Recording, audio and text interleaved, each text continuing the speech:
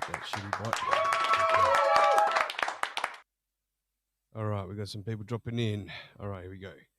Lovely. Wow. Nice crowd just dropped straight in. That's great. Let's bring some of the co-hosts up to this particular show. Let's bring him up. Right here. Where's the king? There he is. Give me just a second. There we go. And I've got to give you... G'day, guys. How you going? Hey, what's up? Can you hear me? Yeah, we can hear you good. We're going to... All right. Great. Turn the cameras on real soon. But, good morning. How you doing? Wow, he's very boisterous. Good morning. Oh, yeah. I feel the love. What's going on? Oh, what's man, happening, fellas? For today's show. I don't know how it is for the listeners. AC is a little bit loud for me. Oh, let me turn that down a little bit. I have a new microphone. Boom. I thought that was all right. Thank you to the listeners that dropped straight into this show. That's great. That's amazing. Who's going to go this time of day? My Camps is here too. All right, come on. You're going to have to get down. Sorry, everybody. I'm watching a dog. To the listeners first. We've got, sorry, there. I was sitting there for a second.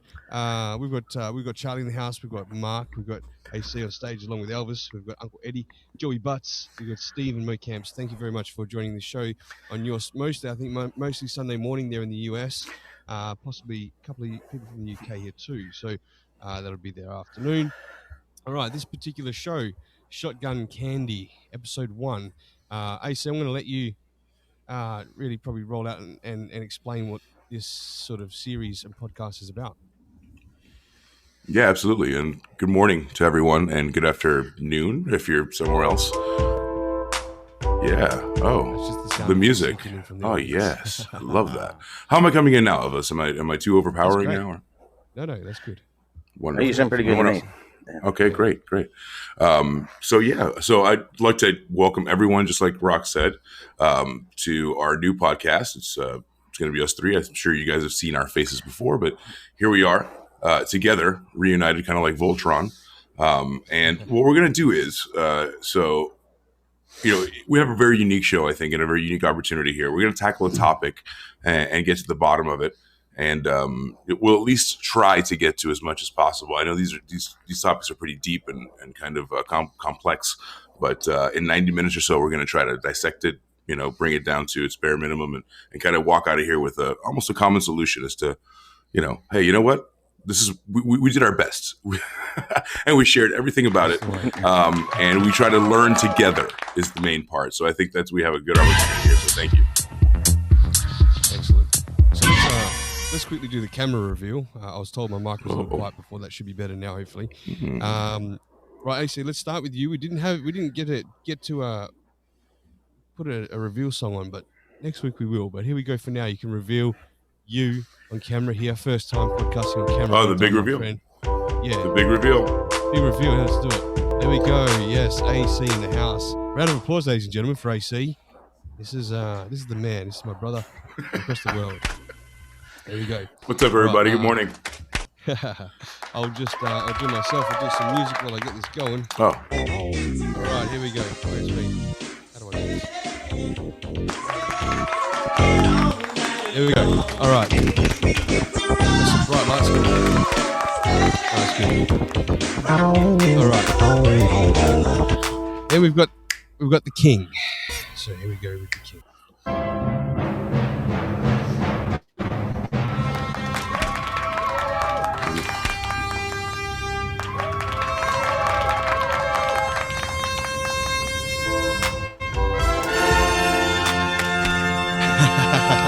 I'm here.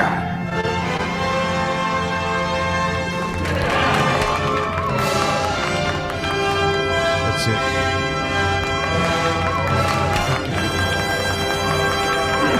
Give it a clap it up, everybody. Clap it up. I'm here. Come on. Give him a clap. Come on, clap it up, everybody. There we go.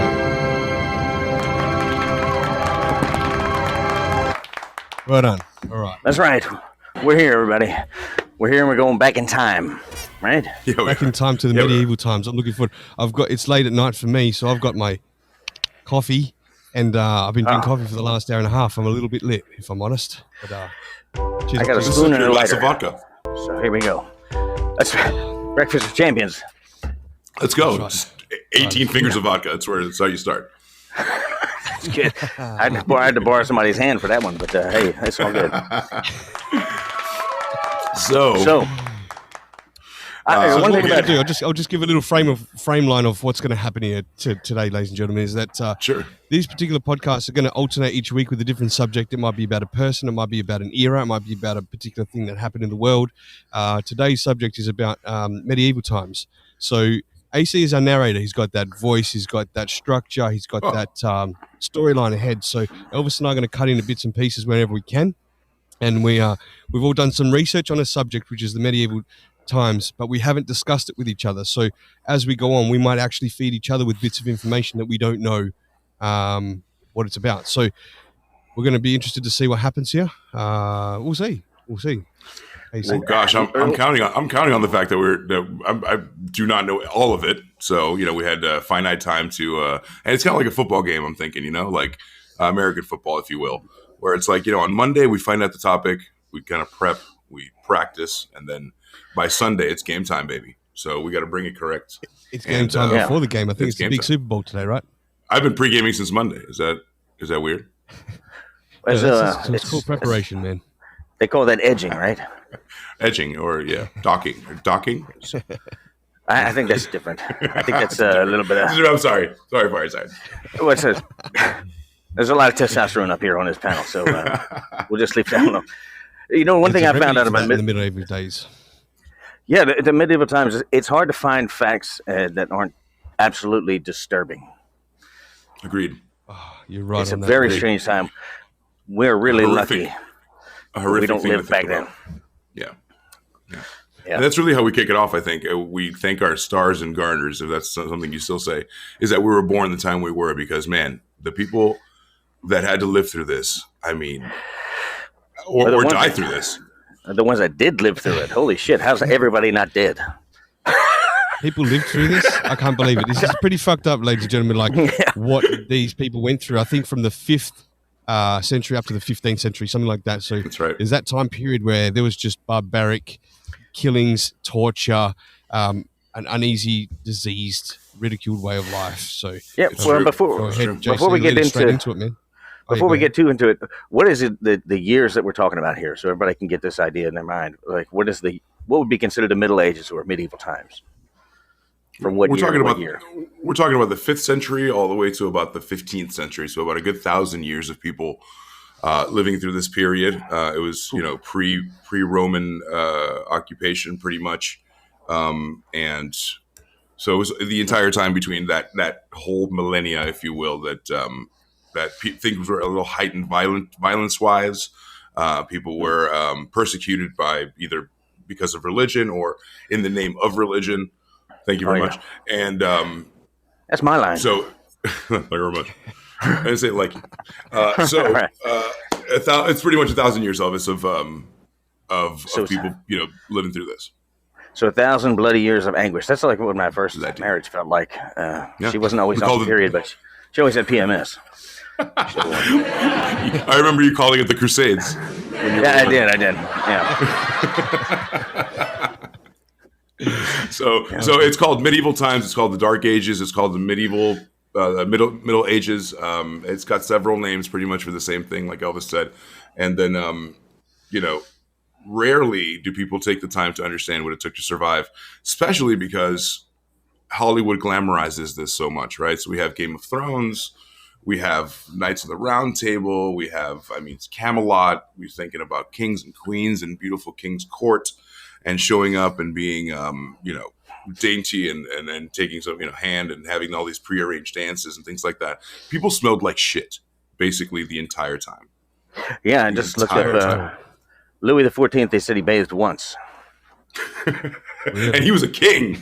And he was a king. He didn't like that was your best case scenario. Yeah. Well, a very interesting thing about that, they believed that the hot water opened your pores and made you more susceptible to get illnesses, which was crazy. That's just a little fact I just picked up on that one earlier. Yeah. So they used to bathe in communal areas, but once he became a king, he bathed by himself. So people never saw him take a bath. So it was reported that he very rarely bathed, but I think it was more than once. I think that's just some fiction. But either way, he smelled like shit all day, and I think that was the main thing. So, and another thing was just a little tidbit here, just to piggyback off that. People didn't even really have surnames. So, if for examples, so people didn't have surnames. So, if you just went by one name, pretty much, you were lucky. So, like instead of like Bob Smith. Let's say your name was, you like apples, right? Your name was like, Apple Bob, or your name, if you're fishing, if you're a big fisherman and you're fishing, your name is like, Bob the Fisherman or Fisherman Bob. So you would take your surname from the thing you most did, or the thing like Johnny Appleseed, and then people would know you like, hey, that's it's Bob the Fisherman, or Bob the right. Just to reiterate a little bit about the bathing, right? So there was obviously no plumbing back then at all. So for them to have to get to have a bath, they'd have to go and retrieve the water and then warm it up. And it was a rare thing, only for like nobles or mainly kings or the lords and ladies, right? So with the communal thing that Elvis was saying, what I sort of found in research was that they'd have those big wooden tubs that they'd bathe in, and they'd take this tub from room to room to room, and each castle used to have around about 100 people living in it. So you can imagine at least most of those people, 90 people or so or something, would be bathing in all of these people's baths. Yeah. Just fucking putrid. And it went by order. So the king was first, and then if you were like the guy that just answers the door or something, you're just bathing in other people's slop. It's disgusting. Mm-hmm. I mean, or that's a good point. or it could be tasty. I don't know. We're taking messages on this show, right? We're taking messages. Absolutely, we'll take some messages. Right. Yeah, totally. And let us know. We got all the answers. I'll let you know as they come in. Here we go, Joey. All right, Joey Butts, my butts. Yes, it surely was a very hard time to live through. Come on, Megan, we must make way. You said docking. Is that sort of like jousting? Yes. You would call it, either way, I had been told that I smelled like a bridge goblin. That's Joey. You smell like a bridge troll. How did you do that? He's got that new.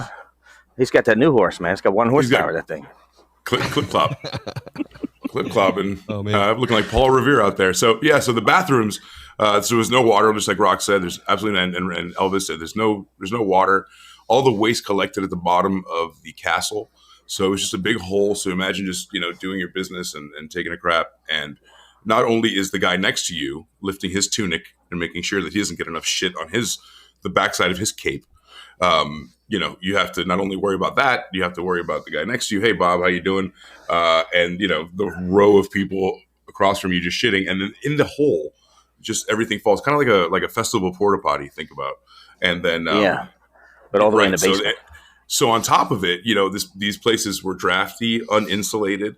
It was a cold, dark, horrendous castle. It sounds beautiful, right? Oh, a princess in a castle. No, once again, absolutely not. You lived basically on a foundation of feces that everyone lived on and just kind of like ignored. They didn't even they were like, hey, do you smell the shit today? Extra? They're like, nope, nope, no. I saw that, man.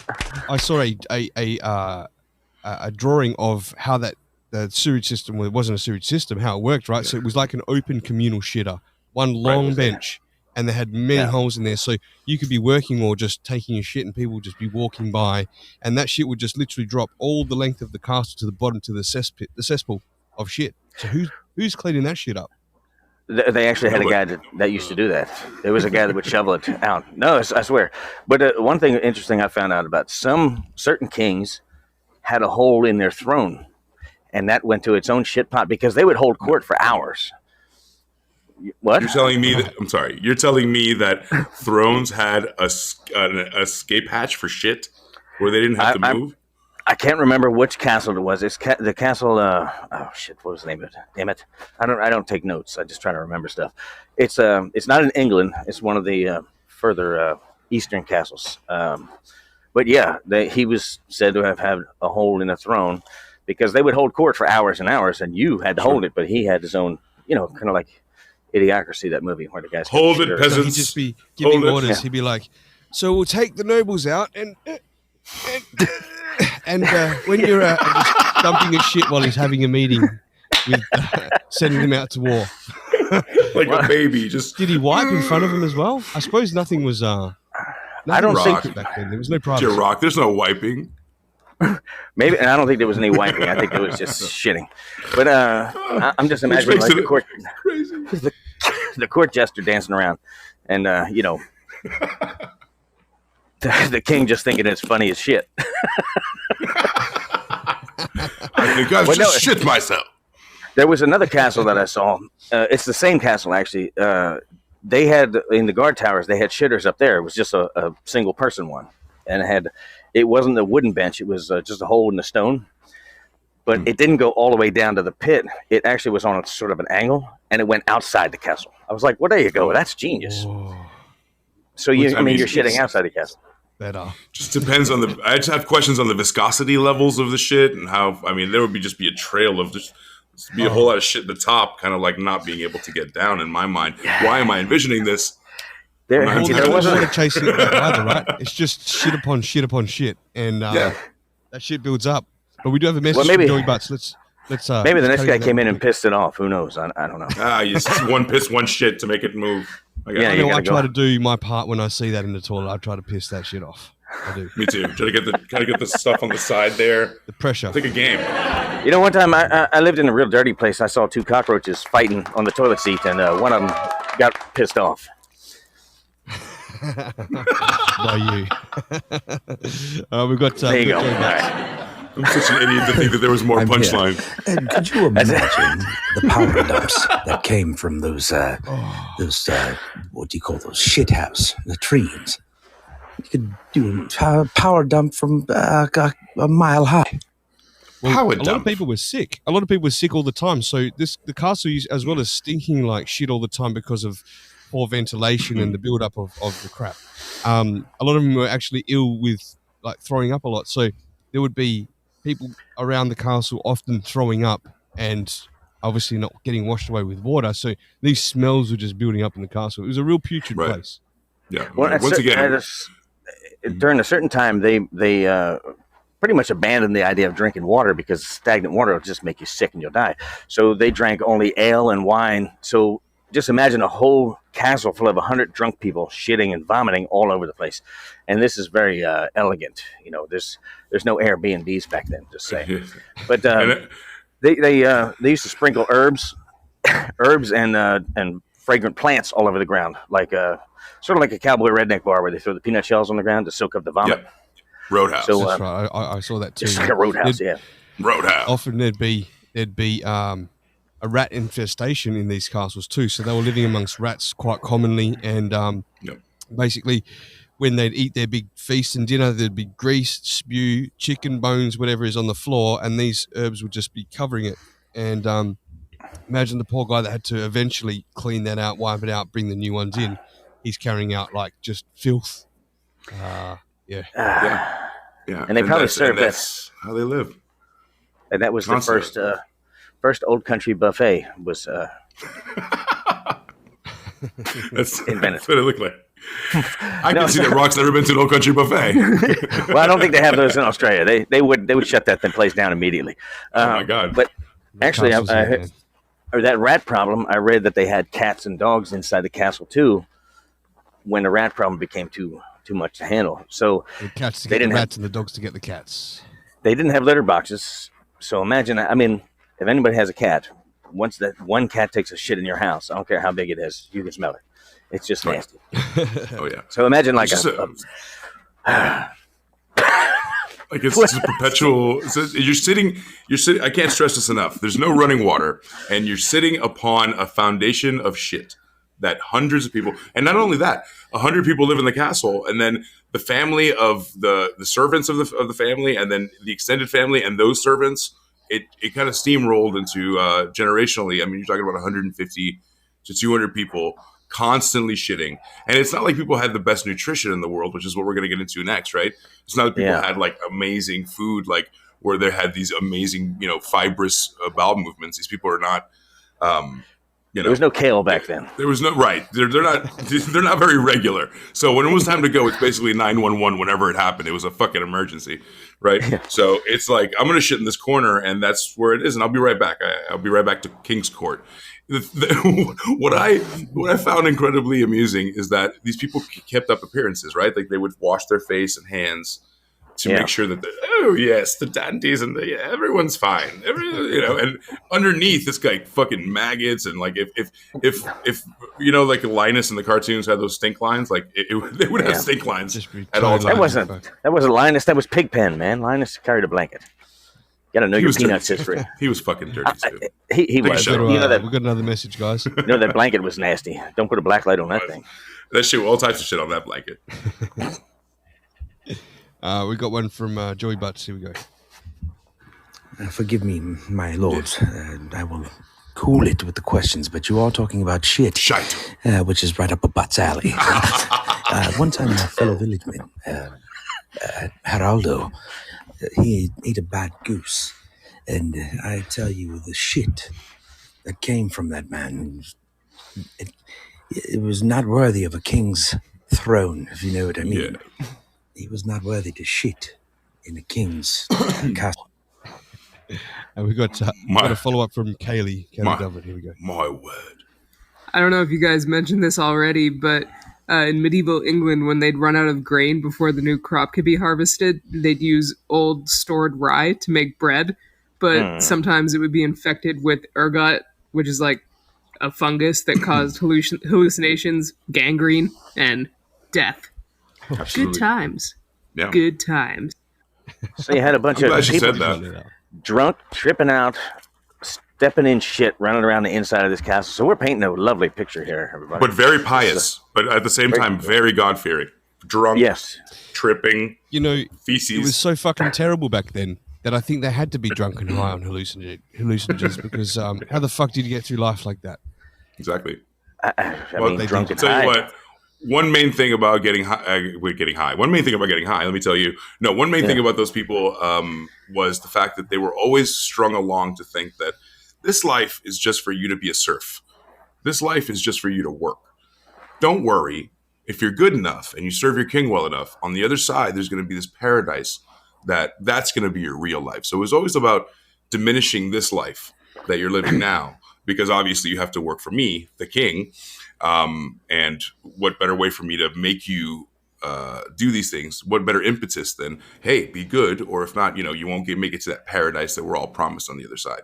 Everyone was so religious, and as you can see, pretty soon we're going to talk about religion a little bit, and we're going to move on to food, and you're going to realize how persecuted these people. I know that people came to America to get away from religious persecution, but they were living it. I mean, this. If anything, it's a retrospective on how lucky we have it here, because, I mean, if let's say you didn't like God, that was not even a question. But okay, fine, we both like God. If it's not the right God, if you don't love the God that I like, we're going to have some issues, and we're going to hit up some torture devices like we're going to talk about soon, right, Elvis? Absolutely, yeah. Well, I'm glad it smells all right in this day and age, because, apparently they used to stink as bad as TT did on a good day here. So I'm really glad this shit's sorted. Double check. Yeah. So we're talking. Let's move on. We talked about shit and how awful it's been. To live in this drafty, cold castle with absolutely no heating, no ventilation. You're living on a pile of steaming shit, piss, excrement. On top of everything, now we have to worry about food refrigeration, right? We have to worry about keeping our food cold enough or salted, because there was no refrigeration, to make sure that you ate good meat. Meat was a very scarce thing. So people say like, a leg of mutton and a fucking ale, right? You're right. That it's probably just the ale, and some vegetables, really, or a stew made of barley and rye and cabbage, a lot of cereal type grains. So that's where the fibers come from. Did they have Lucky Charms back then? In Ireland. Oh, okay, all right. No. Potatoes and Lucky Charms. They couldn't. And Guinness. See, when it comes to the Middle Ages, I never really thought about the ages as much as I used to think it was like confined into a country, because it was in ages across the whole globe, right? So I don't know why I didn't think of it that way before researching this. So I was thinking it was more in Europe and England and stuff, but yeah, all over. I mean, all over the world, they were just being barbaric like this. So this was like a time in history where everyone was treating each other like shit and stinking up like a dirty bitch. Right. Well, see, I did a quick internet search for like what were the Middle Ages like in the United States, and it said, "Did you mean anywhere else?" Did you literally mean the old world?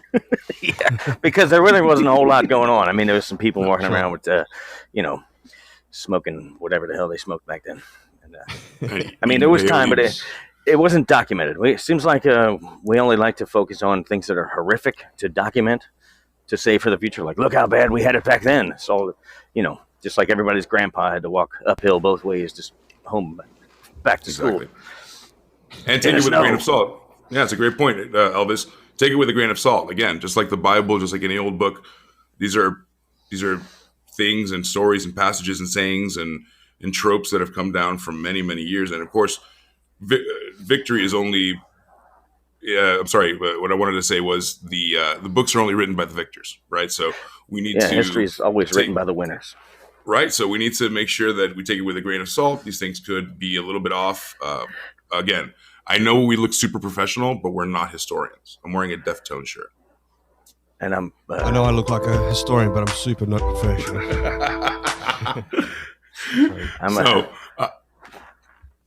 I'm just thinking that what you said there just made me think like history is always written by the winners. Like, how bad was it that this is the good stuff that they told us about? It had to be 10 times worse, we right? Can't let them know how bad it was. We've got to make it look good. We used to torture them. There was no baths, and we used to shit down a hole, all right? Yeah. But we had perfume. It gets better. Yeah. It gets better. So this is just the beginning. This is just waking up in the morning. Imagine that. Oh, we're going to go through a little day, too, so stay tuned. We're going to go in this talk through a day of... And just day in the life, we've got a message from Joey Butts. Yeah. I must say, please, my lords, don't sell yourself short.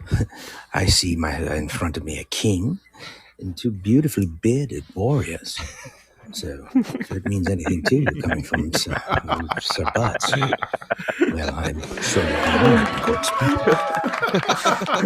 I love how he's taking on this persona. He's like, well, before me, I see a king and two warriors. Two big warriors. I will let you live. How about that? Yeah. No. Thank you, my great king. And he's like, Bob, we could go. Bob, thank you. My lord. So, yeah, you imagine the ass kissing that had to go on back then, but the lack of hygiene. It's just so much. Talk about brown nosing, right? I know. Talk about, I don't know. Yes, my king. Yes, my king.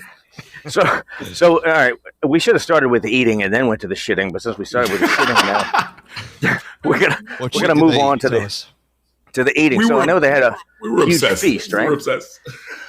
Yeah. It's funny, honestly, everybody that's listening, we did come up with this subject. We were like, wait a minute, all three of us kind of in unison. How did they shit? How did they shit? Yeah.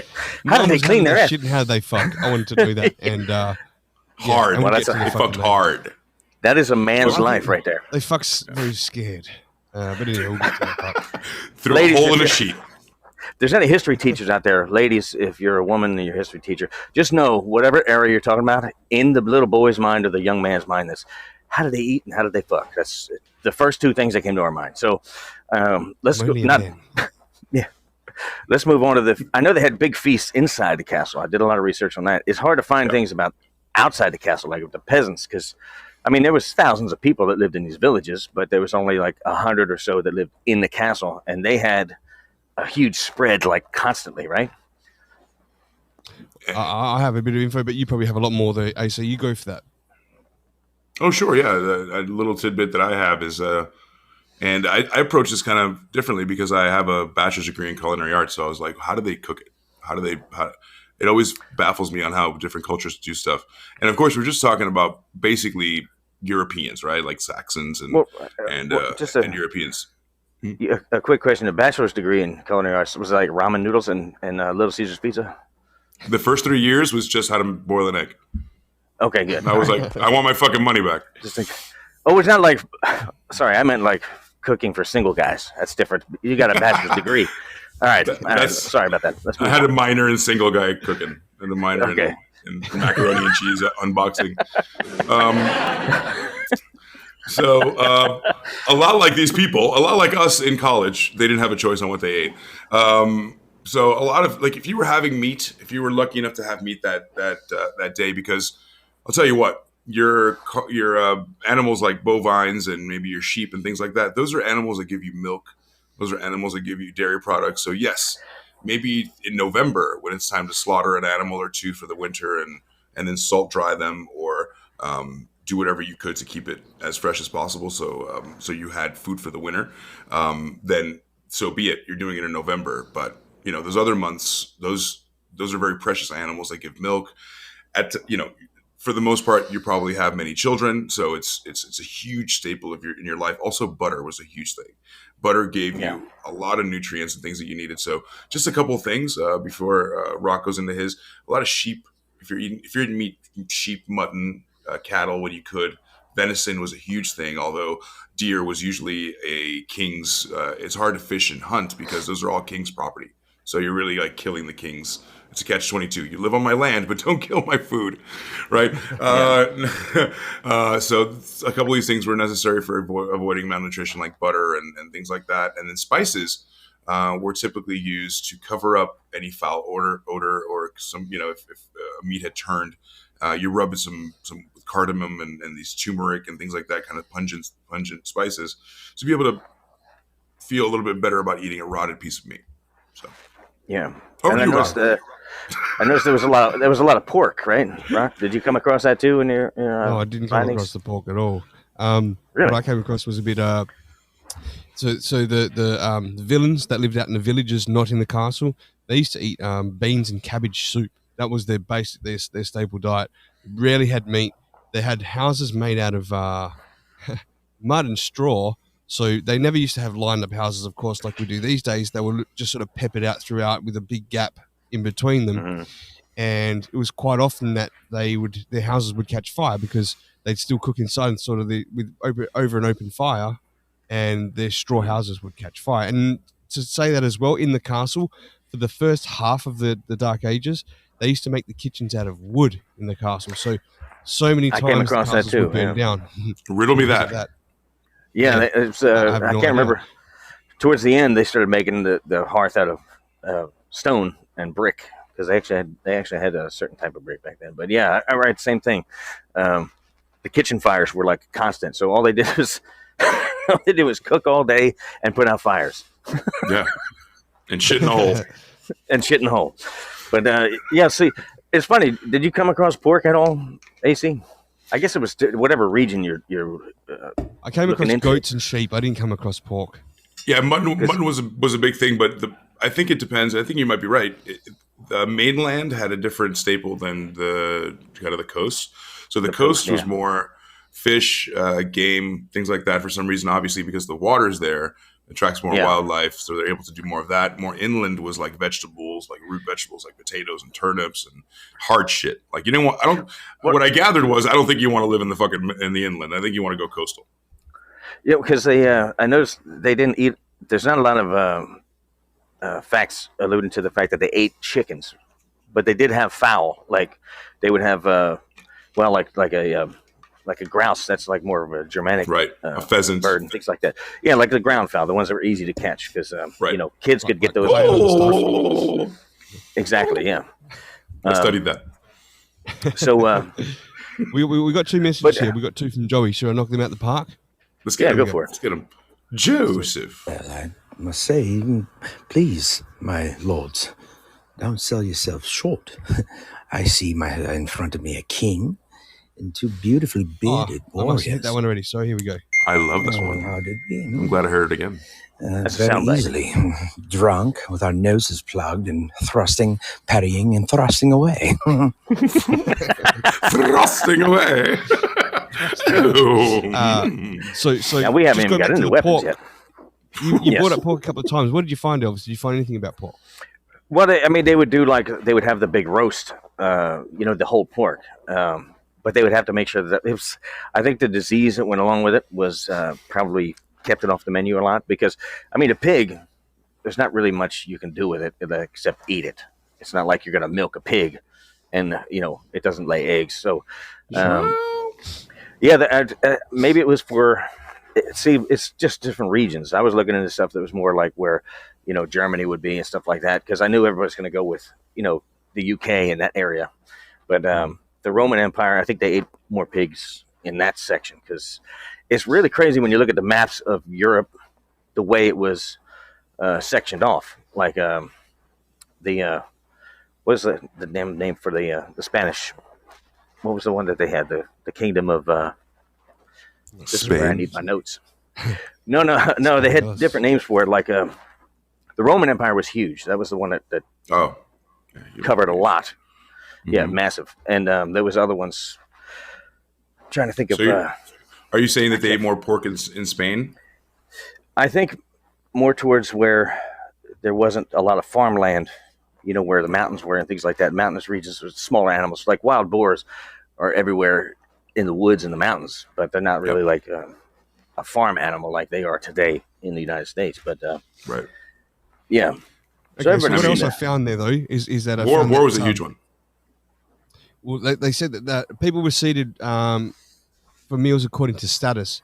So in the castles, they'd have meals quite often, big feasts all the time, and they'd have the Joker there doing shows for the entertainment. They'd have guests that come over, but the servants of the lord and the lady of the castle, they'd be seated far away and have lesser and lesser and shittier food. But if you're a peasant or a villain out there, you basically had fuck all. They said that what was it? They'd eat stew at best, and people that weren't peasants or below that, they weren't even ranked on the social status. If they were villains, weren't even allowed in the castle or anything like that.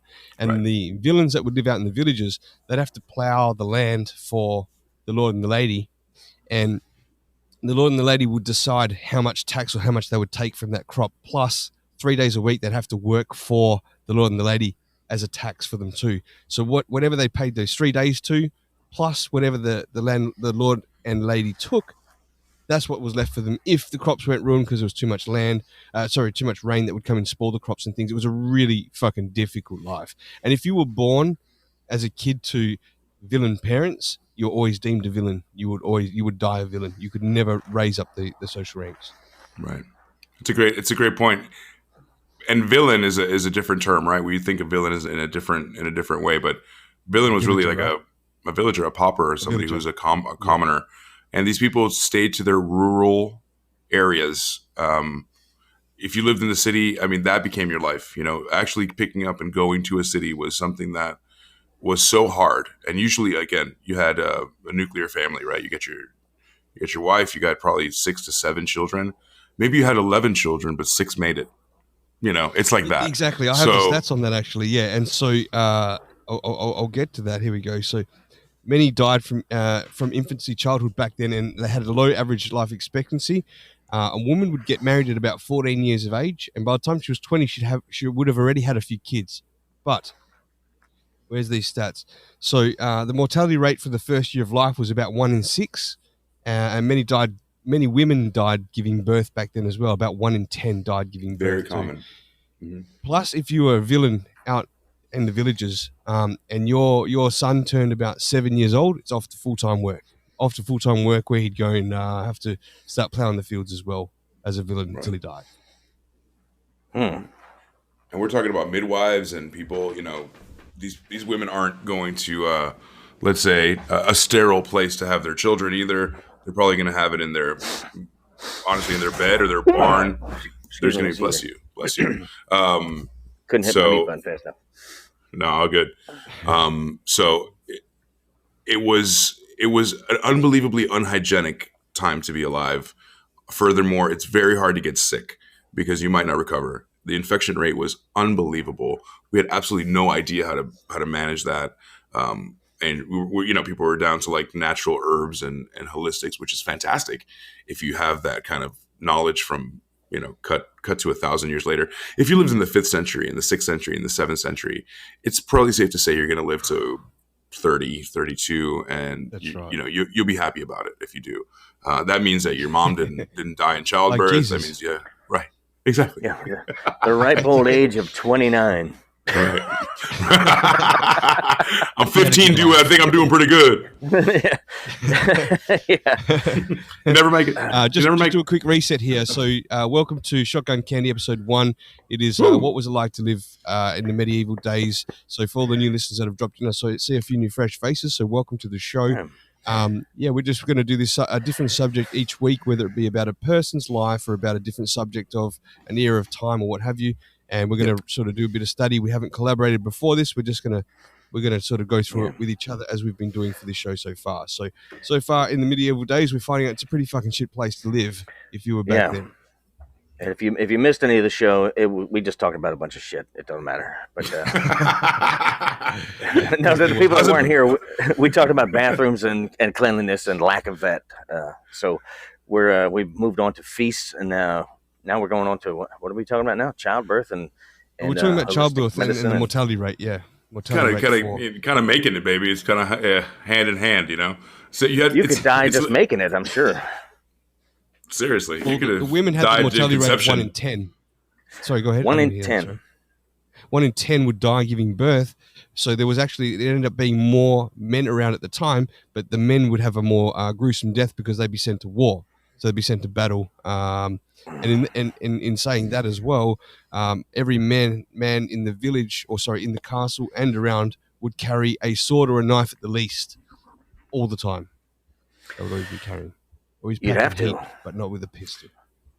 Yeah, whatever heat they had. Blade heat. They had a lot of blade heat. They lived by the blade. I shall cut thy throat. I will cut thine throat if you don't let me pass, ain't it? Their swords. Their other swords would be burning a lot too, because like gonorrhea and shit. I'm sure. Imagine, oh god, just saying. What a We're nightmare! Get to the sexual part later, man. That is full on, right? I don't know if you guys got to research the part with the sexuality stuff. Oh my god, we'll get to that. A lot of guys went gay, yeah, because I guess it beat the option. But dost thou like to take a gander under my frock? No, dude, it's fucking I shall gross. Taketh and giveth to you.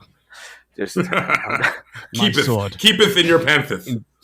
Maybe that's why it took them so long to invent electricity, because they just didn't want to do it with the lights on ever. No candlelight. They rejected fire. They're like, don't put that shit on. I gotta fuck this thing.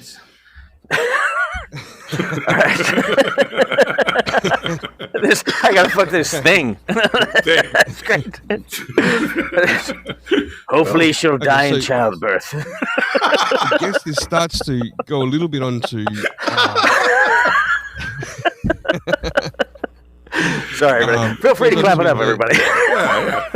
Oh, and also I wanted to mention who's actually listened to these putrid jokes about the medieval days. Give us a clap. There you go. There you go. All right. Thank you very much. And I wanted to mention, now that you had the crowd participate a little bit, if you guys, I know I played Dungeons and Dragons. I was a nerd. So if you guys play Dungeons and Dragons, if you guys like J.R. Tolkien, if you guys are Lord of the Rings fans, if whatever experience you guys have with however you guys see the medieval times, like leave a note and let us know how you see it. It was really interesting to check all these things out, albeit very depressing. So let us know what you guys think. Yeah. Well, I can tell you right now. The only research you can chime in by leaving a voicemail on my Instagram _Rocstedi. You can leave a up to 1 minute voice note, and I will play it on the show. Elvis, sorry, what were you saying then? I was going to say the only research I did was I played Skyrim for like an hour before the show here. Hey, you're away. Yeah. So I'm never going to look. Shout out to the gamers. Lord of the Rings the same anymore. Woo. Yeah. Yeah. So where can we go to chime in? Because we want to leave a comment on the show. You want to leave a comment on the show? Just _Rocstedi and leave a message on with the 1 minute voice notes on Instagram, and I will play your message through this show. So next we kind of had where were we at? So every man carried a knife, and then I'm saying the village. So the villains live in villages, the poor housing estates. We've covered that. We've covered that. Well, yeah, we talked about food. My notes in order here, but what did you have next there, AC? Sure. So we finished up food. We pretty much, just to recap food, I know that we touched upon that a bit, and it was quite a lengthy subject. But again, just to recap, like the boys said, if you're a king, you're eating whatever the hell you want. You choose, man. Meat, hot cakes, pies. You're talking about a lot of pies, a lot of mincemeat pies. Again, no refrigeration. Yeah. A lot of people were just taking their hunks of meat and putting it in the kitchen and waiting for dinner.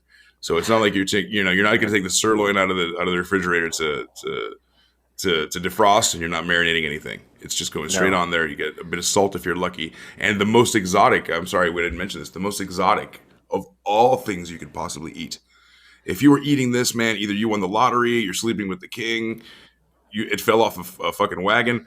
Sugar. If you're having a sugary, sweet treat, it was the most exotic thing of all time. So if you were lucky enough to have that even in your entire life, it was something that Did you see the part when it came to their teeth? So if they had rotting teeth, that was like something to show, because you could afford sugar and you could have rotting teeth. But because they never used to brush their teeth back then, they used to rinse their mouth out with wine or vinegar after a meal. That was brushing their teeth. They did. Yep. Wow. Yeah, that was a sign of being in good health or being wealthy. Was you had your breath wouldn't knock a buzzard off a shit wagon, and your feet didn't stink. That's those two things. And you had gout. If you had gout, you were like, ooh. If you had the gout, it's like, wow, this guy eats a lot of garbage. Wow. Well, this guy's your organ meat consumption is through the roof. Well, I felt really bad because this was kind of constant. The kitchen staff, like, they would prepare this huge meal, but they would get fed like last. So, and everything went down. It went down from full meals to it went down to you ate most vegetables with a little piece of meat. Then you had a meat pie, and then you just had stew. And if the stew was done, that was it. You're pretty much fucked today. Yeah, that's terrible. That's what I found as well. Yeah, with the stew, you were just basically you're bottom of the chain, the food chain. Yeah, it had like a bone sticking in it and some potatoes, and that's it. That's your meal. Stir when it came to their fluids as well, that, like you mentioned before, boys, is that you couldn't just be plowing the fields in the day and then go to the water well and just drink water, because you most likely would get sick and you'd probably die from that. So that's why they were drunk all the time, because they'd have to drink alcohol. Yeah, it was so toxic, the water, and they didn't have the antibodies or immunities back then to protect themselves, and they were sick as shit. Yeah, it's crazy because they wore 9,000 layers of clothes too. So they must have been dehydrated, tripping balls on that rotten bread, drunk, stepping in shit, just constantly sick, and then I can't imagine that anybody reproduced back then. And then 1 in 10 of those people died. So it's like, Jesus Christ. The other ones went to war. 10 of them giving birth died. Yeah, it's crazy. Yeah. But it's all for the afterlife, man. It was all better for the afterlife, right? That's it. That's a great way to, I promise you a prize that you'll never win. You can't see it. Yeah. But trust me, I'm your king. This coffee's good. I must say, this coffee's good. So if I'm losing track here, you just tell me, because it's my Sunday evening, man. And shout out to Jameson brand coffee. When you want to Irish up your coffee, Jameson's. Yeah. They didn't have mugs back in those days. So, yeah. Just neck one down. Thank you for that. No. Very warm. Good morning, that's everybody. Another thing. That just reminded me of another thing. The metals and things that they made cups and things out of were just not sanitary at all. And they would also give you, heavy metals in your body, like pewter mugs and fucking shit made out of lead and things like that. It's just no good. So they were playing Led Zeppelin guitars and things like that. Yeah. Iron Maiden was big back then. I kept seeing that all the time. No pun intended. We're going to touch upon that Iron Maiden in a minute. Let's move on to that stuff then. I've got that. All right. So, we're going to have a message from Joey Butts. Oh, yeah. All jokes aside, those were very hard times we had to live through back then. Probably make me around 700 or so years old, but still, what I mean, people are, the young ones are so fortunate. Everybody has their problems, and big or small. Maybe we should just remember that we have time for leisure. I didn't have time to. Do you understand? I couldn't even read a book. Not because I couldn't read, but because there was no books around. So, and I couldn't just say, hey, what? I don't like the king. I think we should, we should stifle him or cancelled. Oh, you can't say that shit, man. You can't say that back then.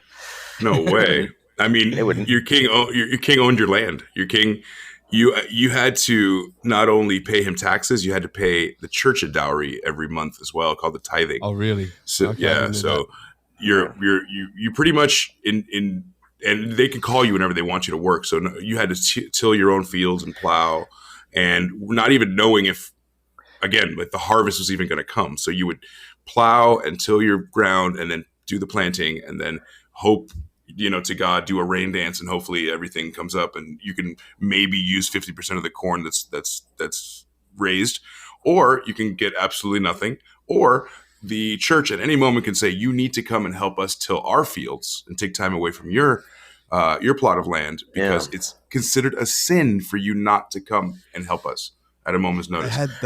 They would use it against people. Balls. They had them by the balls, big time. Yep. So the tithing was 10%, right? That's biblical. So you get like 10% of a pile of feces, dead kids, and dysentery. So come on, church, you can have it all. Let me do some quick math here. Quick math. 10% of a... And their working hours too were from the crack of dawn, which is around the 4 o'clock in the morning period. They'd wake up and they'd have to start working because they had to utilize the light as much as they could because they had no electricity. So it's just up at the crack of dawn, you're off at work and you're slaving away for the day. I think it was by 3 o'clock they'd start to wind down, and by 8 o'clock they'd shut the castle doors so no one could come in or out of the castle. Exactly right. Yep. Now, I'm not sure what time period this was, but I understand that like wax and certain colors, pigments of ink were a crime to own those. Did you find that too? I didn't find that, no. AC? Did you, AC? I didn't come across that, but I mean, again, there's some things that that's why I love the show, because there's some things that I'm going to miss out. But tell us some more. I know yellow was a color that was kind of forbidden because it was a color of kings. Yeah. Well, there was a color there was purple and red were considered. You had to be royalty or purple for sure, or spiritual. You had to be like a what do you call it, like a priest or a high clergy member to have because all the royal decrees and things were printed with that red. But this is maybe this was a little bit later. They because they still used fountain pens. They didn't have a offset printing press yet. But the wax also, certain colored wax was made to seal notes from the king.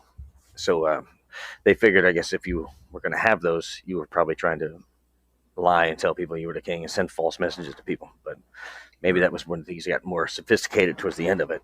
Because this is a huge time period we're talking about also. Yeah. Like all this stuff most of this is consistent throughout the times, because some of the oldest castles are like 600-700 years older than some of the newer castles that are a couple thousand years old. It's crazy. That's right. But that's a good point. And Britain is just riddled with them. It's just peppered. Britain, Scotland, and Ireland are obviously peppered with these beautiful castles, and they're mostly decrepit at this point and abandoned and even more musty and full of shit than they ever were. So now, also the castles were always had a chapel inside of them, and that was like the most fancy room that they had, right? Yes. So what's about that? They had the castles that were one level, and that was their sanctuary to sort of go to every morning. There'd be mass. But the really rich castles, they'd have 2 stories, and the lord and the lady would be on top looking down at the peasants. Fuck you, peasants. You're below us, we're above you. Like that. Yeah, it's like a super box at a football game, right? Yes. Yeah, basically. We are all God's children, but you are down there, and you eat less. Did they have toilets up there on that second floor balcony? Only if they were doing business. And business was good. Remember, it's a hole in the ground. It's just a hole in the ground. Yeah. So did blessings from heaven. Research on what the sleeping quarters? Did anyone get any research on what the sleeping quarters were like? I did. Obviously, the king and everybody, they slept at the upper areas, which would be warmer in a castle because all the heat would just naturally rise. But they had fancy quarters with people that would be attending them for whatever they needed, usually with like curtains around the bed to keep them warm. But all the peasants and things, they just would sleep in rooms down under, like not quite in the dungeon, but down in the lower levels, and they would have multiple people in there. So I guess if it was a family, they don't really have research. Nobody wrote this stuff down, but I'm assuming that if you lived in the castle, you had your family in there also, and your kids were probably servants too. So they had just like bunk areas, basically. It's kind of like a jail, but no bars on the doors. The only thing I could find is that the peasants of the castle would sleep on straw on the floor. That was their mattress, basically, straw on the floor. Yeah. Yes, some of them had mats, and there were different levels. Because of the rats. Rats would crawl all over you sleeping, so they would be up off the floor. Some of them hung from the ceilings or something like that, because a lot of the structures downstairs were wood and stone. Which are drafty and cold, and the wintertime must have been a nightmare. And you have on top of that, you have inside fires. You have inside fires in the wintertime. On top of everything. Only for royalty, right? Well, yeah, right. In the castle. I mean, this again, when we say castle and inside, these terms are like if you are the 5% of people in the entire court, in the entire land holdings that were allowed inside the castle or even inside the grounds. So when we say that means that you were a special, because there's different levels, right? You're a serf, you're the worst ever. And then you have people like that worked inside the castle grounds, and then furthermore handmaids and things like that worked in. So if you lived a significantly better life as a handmaid, although your life is completely, on the other person's whim, you're a servant. I mean, it's 24 hours a day, and any way you slice it, it's a piece of shit. But you probably had a little bit better shot if you were inside in the castle. So. Well, basically a servant with better clothes. That's pretty much all you were. And then, but they did have castle guards and people that were there, that were, right. I guess, more like a military branch inside the castle. And they stayed in there because they would rotate archers and things from people keeping watch. Because obviously, if you're a piece of shit king who wants to rule people and feed them garbage, a lot of people are going to not like you. Thank you, my king. They would have pretended to like him. That's for fucking sure, right? Because you're going to be killed. Yeah. Well, that's what if you were caught talking about anything negative about the king or the church, they would kill you because, of course, while we're still in power, just like any dictator does. If they think that you're going to overthrow them or think that you don't like them, they're going to view you as a threat. And then couple that with being an alcoholic and tripping balls on rye bread, a lot of people died. Stinking like shit. Yeah, stinking like shit. Imagine the end of their capes. You know how they wore like long capes and shit? Imagine the shit that accumulated at the end of the cape after dragging through a dirty fucking outside and then inside and then dragging all the horse crap and the bullshit outside and the pigeon shit, everything into your room, into your quarters, and then you take that off. Somebody comes and they disrobe you, and you're just as shitty on the inside because all the things we just mentioned, and then you lay down in your bed without a bath. Imagine that for a moment. And also, they had a lot of fur. Dana's just throwing up, and you're right, Dana. It's completely disgusting. Some of a lot of the disease that was going around, and the rats that were just living in the quarters and stuff or through the castle was just insane.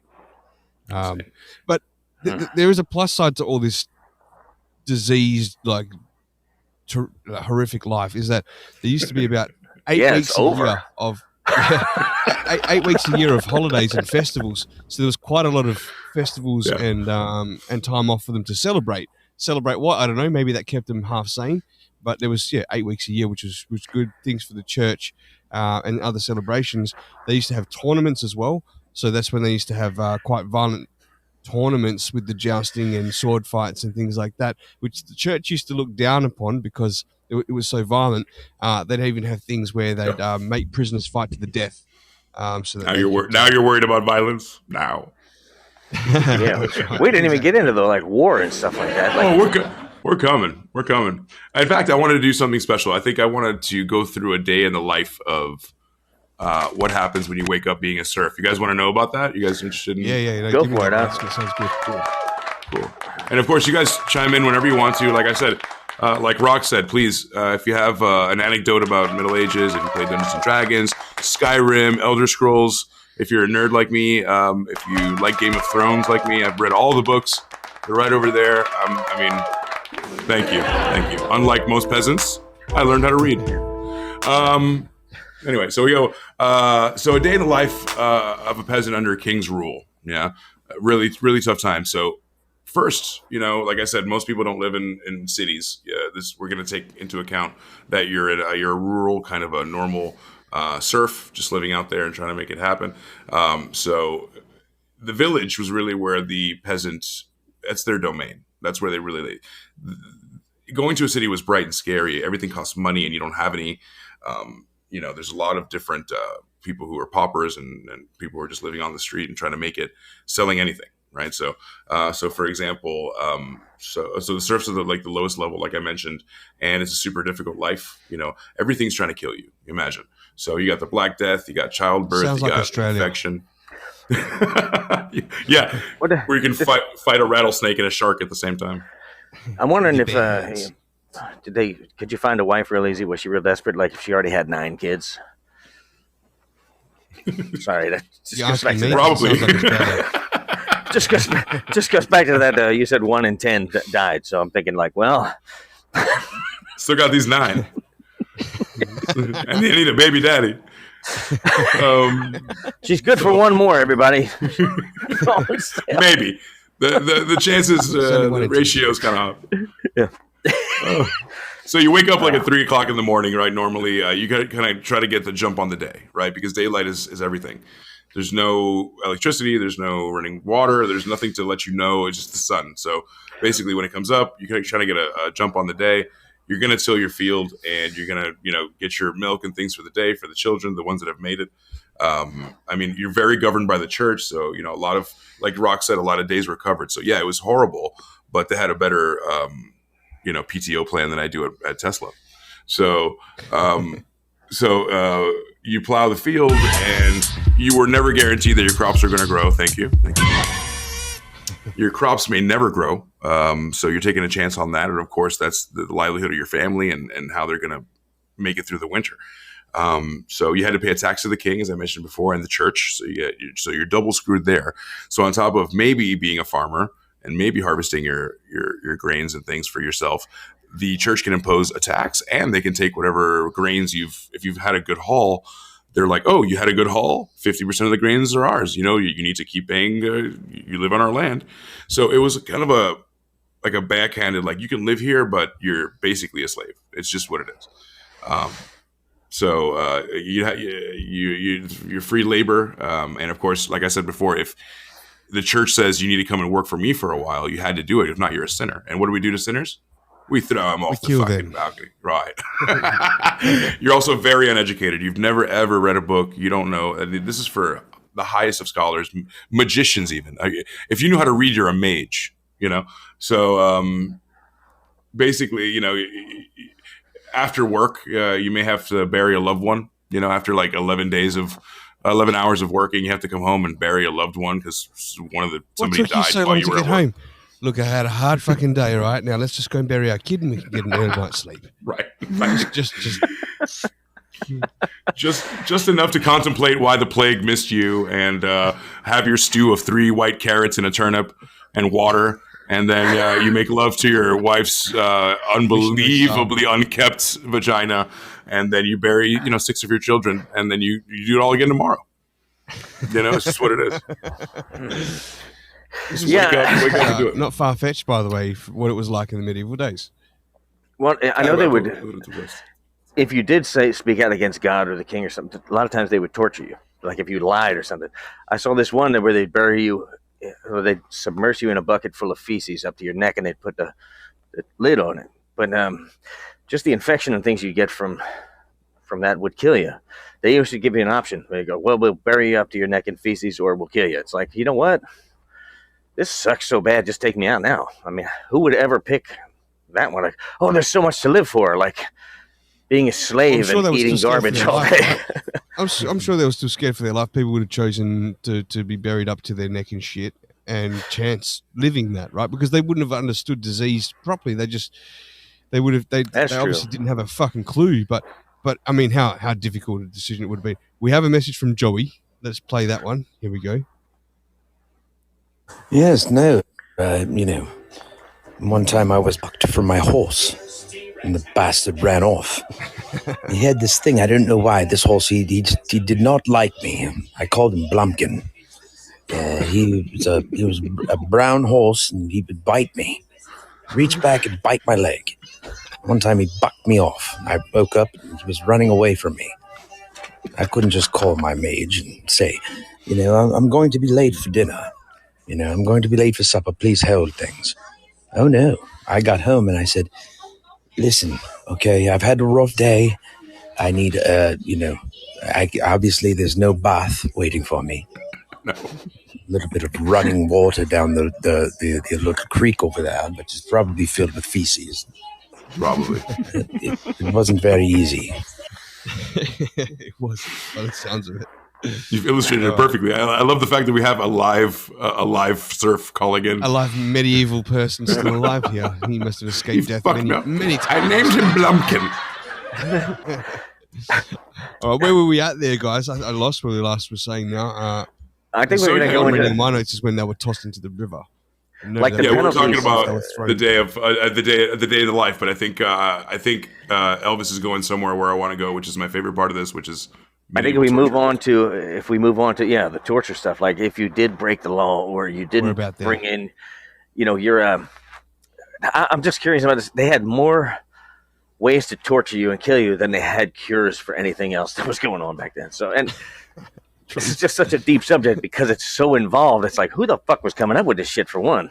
And why did they need so many different ways? Like, I'm thinking, you torture me, what do they call that chair? Beat me to death.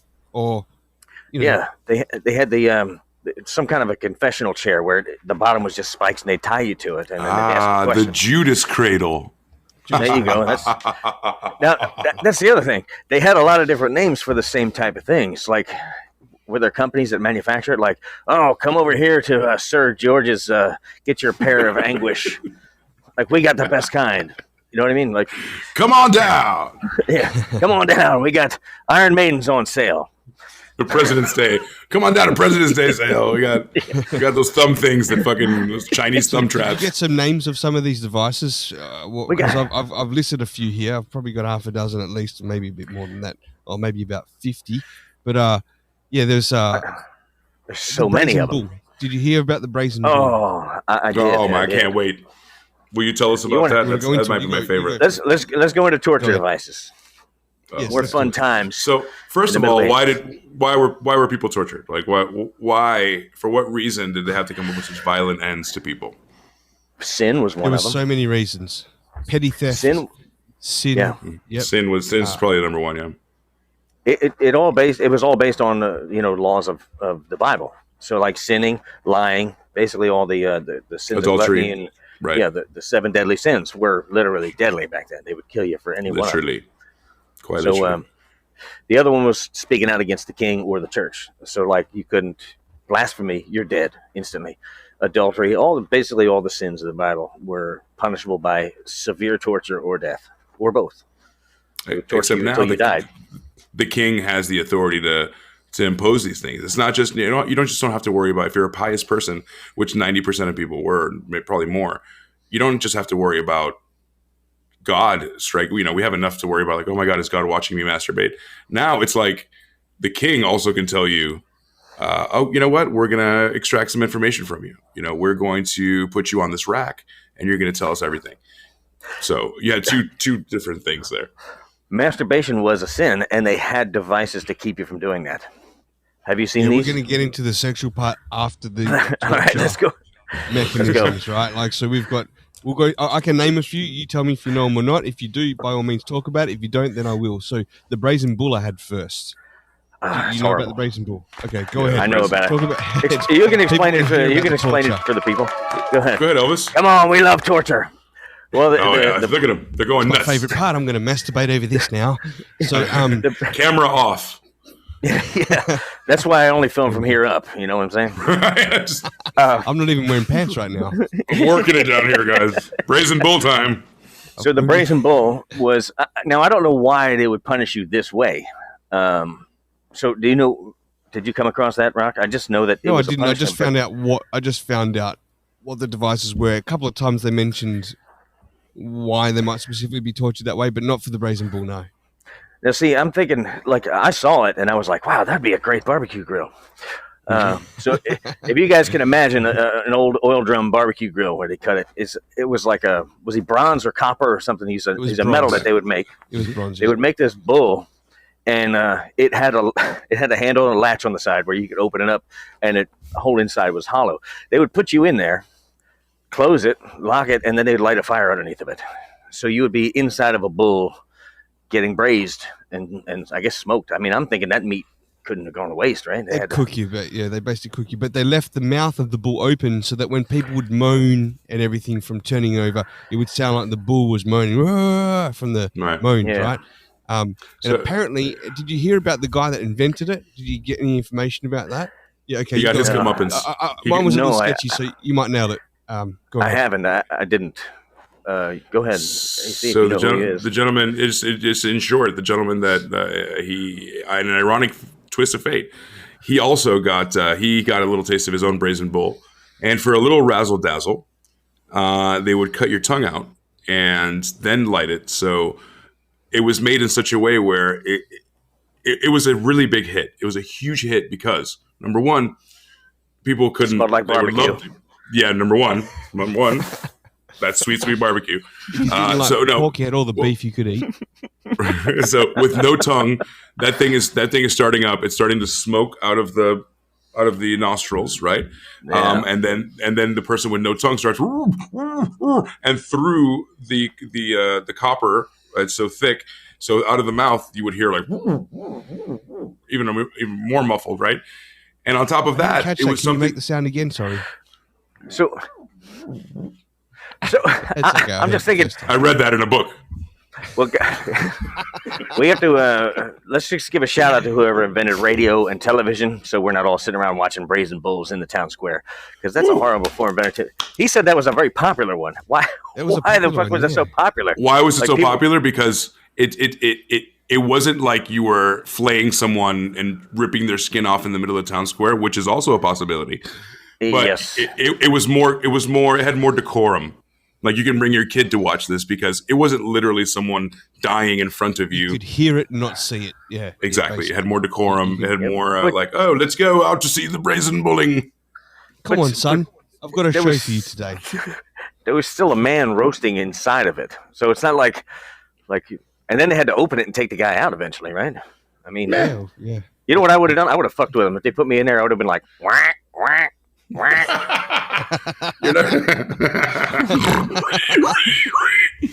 Yeah.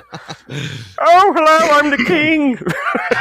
Oh, no, what are you doing there, Elvis? How you going? Just Lisa Nelson busting out there. It's me. Oh, hi. Hi, everyone. How are you, Ari? Hi, Elvis. How are you? I'm just having a Brazen Bull today. Yeah. Have you heard about the Brazen Bull? I had 3 kids in here. I did, yes. Oh, it's so hot I'm on the blob now. Surprisingly, none of them died in childbirth. Can you put my sunblock in the mouth, please? Thank you. For those of you that don't know, Lisa Nelson, a very famous voice. She's an Aussie from my hometown, and she really does just sound just like that. Rocstedi, I'm getting all sweaty in here. It's like a cross between like Catherine the Great and like Kermit the Frog. I'm Lisa the okay, I am, yes.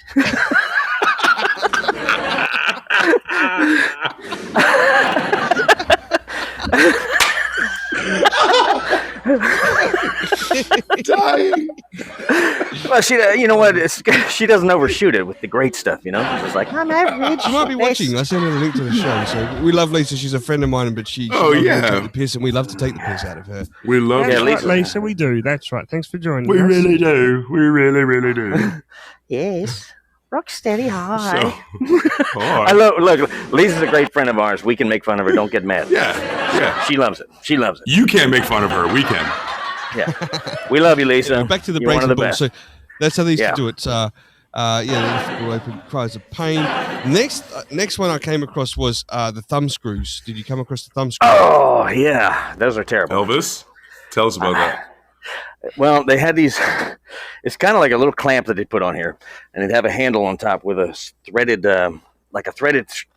basically just like a bolt that's screwed down and tightened down on your thumbs, and it would like crush your fingernails and rip them off eventually. Really, basically. So I don't know why they did that. Down. Maybe fingernails. Yeah. Okay. Yeah. Well, there was. I saw this picture. There was a table of them. Ones. Yeah. They had different ones. They'd crush the back of your hand. Some of them would just basically pinch your thumb right here at the joint until it fell off, basically snapped off. So you were like, yeah, that's a good one, guys. Wait, instead of that, woo, all right. High 4, guys. All right.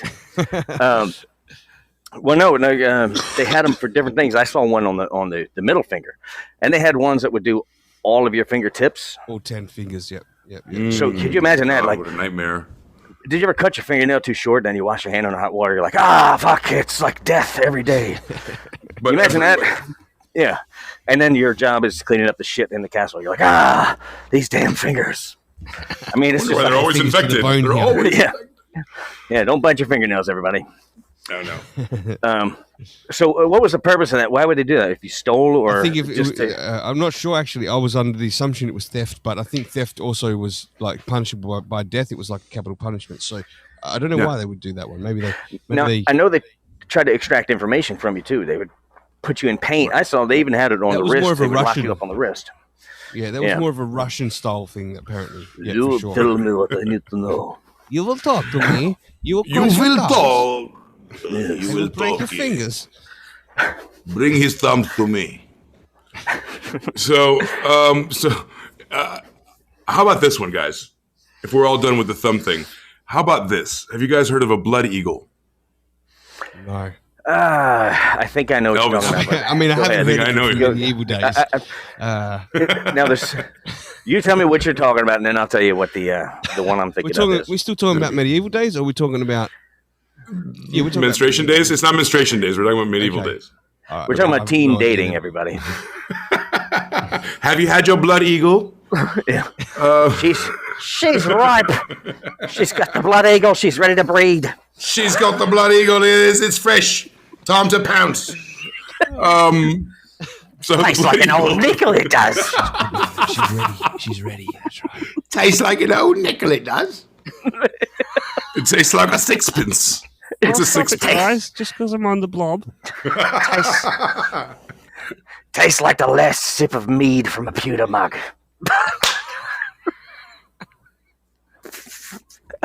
I tasted that. I just tasted that. The backwash and mead. They fucking bounced. No, they're still there. Okay. So the blood eagle is a special one, right? So they take you. They'd say, hey, you know what? We're gonna sentence you to death. You've done so and so, and we don't like you anymore. So we're gonna give you the old blood eagle, right? So they reserve this for the special people. So they take you out, and usually the executioner will probably drag you out somewhere where they would lay you flat on your stomach, face down, and the next thing you hear is an unsheathing of a humongous sword. I mean, a knife that is just unfathomably huge. You take it out and you start to cut out the rib cage, right? Don't mind the screaming. That's normal. You're going to go down the back, and then once you go kind of like in a T formation, right? And you reach in and you take out the rib cage, almost making like angel wings. Right. And once you crack that rib cage and bring it out, you're going to have exposed your ribs are basically like your angel wings. And then the piece de resistance is when they come inside and they remove your lungs and they drape them over the bones, thus giving a better impression of an eagle or a bird. Holy fucking shit, man. These people were just... And you... Go ahead. You were alive the whole time. It didn't kill you. They were very careful not to kill you. Like you had to lay there for a while going, I can see myself breathing in my peripherals. Ouch. Yeah, you're looking at your lung up here going, oh shit, it's still moving. Yeah, that's exactly what I was thinking about, yeah. That's a good old blood eagle. They didn't do that every day, but it was only on special days. Yeah, but I mean, what were the charges for that penalty?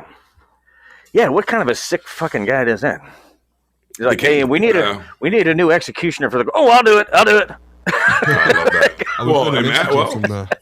From Joey Butts. Here we go. One time they lit the Brazen. There was a fellow in there, and he was wooing to the king. Oh, it's me, your woman of your dreams with big boobies. And the king wanted to go and look in there. Take a gander under my boob sweat. Thanks, Elvis, as well. But yeah, that's rank, that one. Holy shit. I never came across that. It sounds almost Yeah, like that a spread eagle, but it's a blood eagle. Yeah. Right. Well, What about the I think rack? that Have might you come across the rack? which one? The one where they stretch you out? You talking about I mean, the rack? You talking? There was all kinds of racks. Which rack are you referring to? You're talking about Not the nice decup shaped rack that you see in cleavage these days. It was the rack where they did pull your limbs off your body by stretching it with a machine. So you line a table with kind of a roller in the center that had spikes on it. Your body be draped across it on your back. They tie up your feet and your hands, and then they crank a big like wheel around until they stretch your limbs, dislocate your limbs. Often limbs would be pulled apart and off. Sometimes they would light a fire underneath this as well.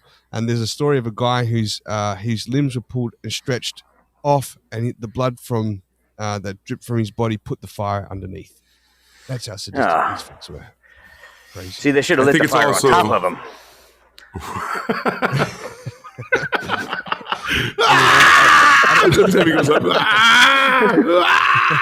Now, there's a very similar one. This is the worst one that I found. Well, I mean, it's the funniest one that I found. They would tie you up. Death is funny in Middle Ages. It was because it was more entertaining than life, I guess. Not to them. They would put your arms up. They tie you, tie your legs apart, tie your arms back. But then they put this huge pyramid thing right up into your butthole. Yes, that's called the. That's also called the Judas Cradle. So there's the Judas chair and the Judas Cradle. Yep, you got it. You're right. If you wiggled, if you wiggled, it would let you down. So like you had to be completely still, or it would every time you moved, you would go down, and the pyramid would go up. You know what I mean? It was more like an obelisk. It was like a pyramid-shaped spike, yeah. And they had it. I heard that they had a rope with a chair with a hole in it, and they'd lower the chair on, and it would basically just split their ass apart. And what was it? It depends on who they were executing and why. Some guys it would take a lot longer than others. You know what I mean? Right. And sometimes they would lube the pyramid. They would lube so. I think we kind of glazed back on that shit. Yeah. Ooh, that was deep. So I think we glazed over such a horrific device. The Judas the Judas chair. They would sometimes lube that. So basically, you're strapped up for people who are watching or listening only on audio. You're strapped up almost like in the corner of a room, right, with rope. And then the more that you have to use your actual body tenseness to be able to keep yourself off of a very, very sharp pyramid type thing that was on the bottom. So basically, like, oh, are you too tired? Are your muscles failing? Well, then your ass will be split apart once you get closer to the pyramid thing. They would lube that thing sometimes to make sure that there was no, because people were shitty down there, maybe a little crusty. It's a little too crusty, but a little lube. For those who are only listening and not watching, AC has his GIMP in the background giving you a display of it right now. He's shut the fuck up. Shut the fuck up. Tense. Relax. Tense. Relax. Relax. Just like we practiced. Like in. He's dead now. 5 more. Okay, 4 more. All right. At least he died with a smile on his face. He died doing what he loved. Yeah. One thing that I liked, it's not so much a torture device, but a humiliation device, was the what do they call them? It was the masks that they made them wear. It was called were they humiliation masks or? No, I didn't hear about the masks. I heard about the, what's it called? Is that like Leonardo DiCaprio? They put the head and the hands through? You mean the head and the hands would be through and they'd stand up on the stage? No, they had an iron cage that would go on your head and lock around your neck with an iron mask on it. That it showed what your sin was. Like they had what Pinocchio one with a big long nose. I'm thinking that one could be fun if you knew like a freaky maiden. But they want to back up into your nose. They had one that looked like a pig. I guess if you were like guilty of gluttony. One of them was, what was the other one? They had all kinds of ones. One of them was a bird, but they were made of metal, and it was locked around your neck, so you couldn't get it off, and you couldn't really eat. Almost like a plague doctor, right? Like one of those like metal like. Exactly, yeah. Mm-hmm. So that's disgusting. And what was the punishment though? So you'd starve to death? No, you would just have to wear that around for a certain amount of time, depending on what you did. Like a humiliation rather than exactly. Now you can't wash your face. Oh my God, you can't wash your ass. You can't wash your pits. The face and hands were the only thing you had. Now you can't wash your face. Fuck you, medieval times. You can't wash your goddamn face. See, I believe they were called humiliation masks. Yeah, they That's what I wear every day on your face. Yeah, I wear that every day. It's called my face. I'm wearing one now, but you can't see it. It's embarrassing, quite frankly. What else do we got? We have also, gentlemen, we have a very simple one. Really, really simple one. I think most people, clap it up if you know what I'm talking about. Most people have probably seen this in a crude drawing. It's called sawing, and they would take you and hang you upside down and take a saw. And each person would have, or each executioner, if you will, would have a handle and one of those like seesaws, right? Mm-hmm. And instead of going lumberjack, you're going fucking down, right? So imagine you have after that, you sick fuck. I mean, you sick fuckers. You sick fuckers. This is literally why we do this. So imagine you're upside down and your legs are up, right? These are your legs here. And then the saw comes and the guy's like, hey man, how you doing? What are you doing tonight for dinner? He's like, I don't know. I think I was going to happy hour, whatever. And then like you're literally sawing through a person, bifurcating them as you go down. And then you have 2 fillets of people. So that's another I don't think one. they Very had simple, happy very hour back effective. then. I think they had, very effective. I mean, you could just kill the guy humanely, but you're like, hey, you know what? Let's start cutting the furthest away from his heart and his brain that we can find. Oh, and they were alive through most of this. That's the main thing. I think a lot of the things that they chose was to keep the person alive as long as possible. And I'm gonna illustrate that in a moment with one that I have. Yeah. He's going to give us a demonstration, everybody. He's going to cut a gimp in half. Yes, the pair of anguish. Get back in your cage. Anguish. Oh man, that was like That's his name. His name is Anguish.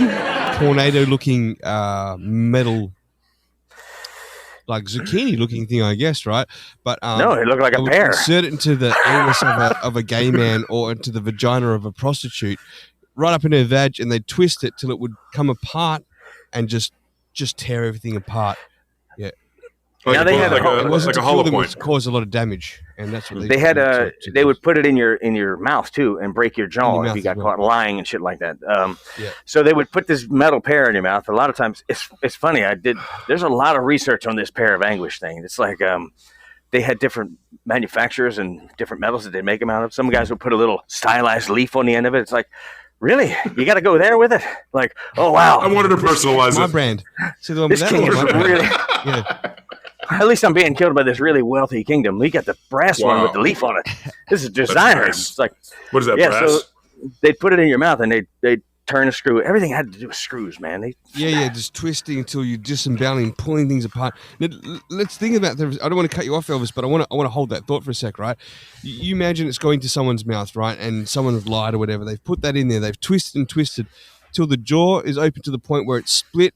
The jaw's probably hanging. They look deformed. They let them go for the day. Are these people just walking around the fucking village like mutants, man? Like for kids to be seeing this, for people to be seeing this, they're so desensitized because shit's just happening all over the place with death. It's like nothing. But if we saw that in this day and age, people get PTSD, man.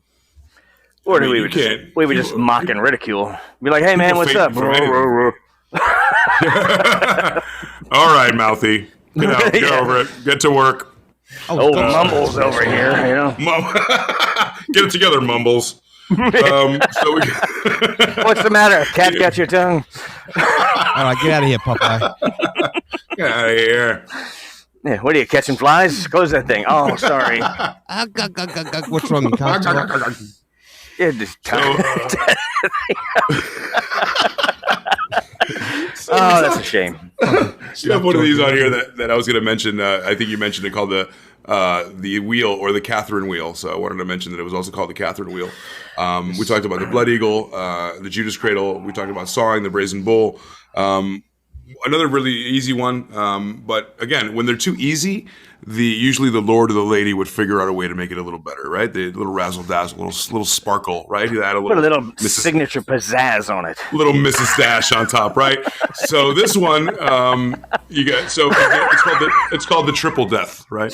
The triple death, because they couldn't leave well enough alone. It actually happened. A specific king did this, and he was humiliated by a particular person in his court, and he was so humiliated that also the wife was taken by another religion, so she was talking about, it's a Roman guy, so the wife was taken by, I think it might have been some adultery also, but like what a whore. What a hua. And she was saying, how dare you love my God? You like that God? I'll have sex with you. Triple death for you, bitch. Triple death for you. So triple death. So the way this works is, because they couldn't leave well enough alone, the triple death it begins with, one, the eyes get scooped out. Okay? Nice. Eyes get scooped out, but then we nurse you back to health. You have a handmaiden. Right. You're getting your eyes washed. No infection. A mage comes to bless you. Whatever. You feel good now? Are you feeling better? Great. Part 2. All right. I would just keep saying no. Yeah, and then you're flayed. then you're no, please. And then they take you out, and they're like, "You feel good? Great. Now we're going to flay you in front of everyone." So flaying is basically the peeling of the skin off, and then after that, they would nurse you back to health. So now you have scooped eyes and enough. Their whole skin?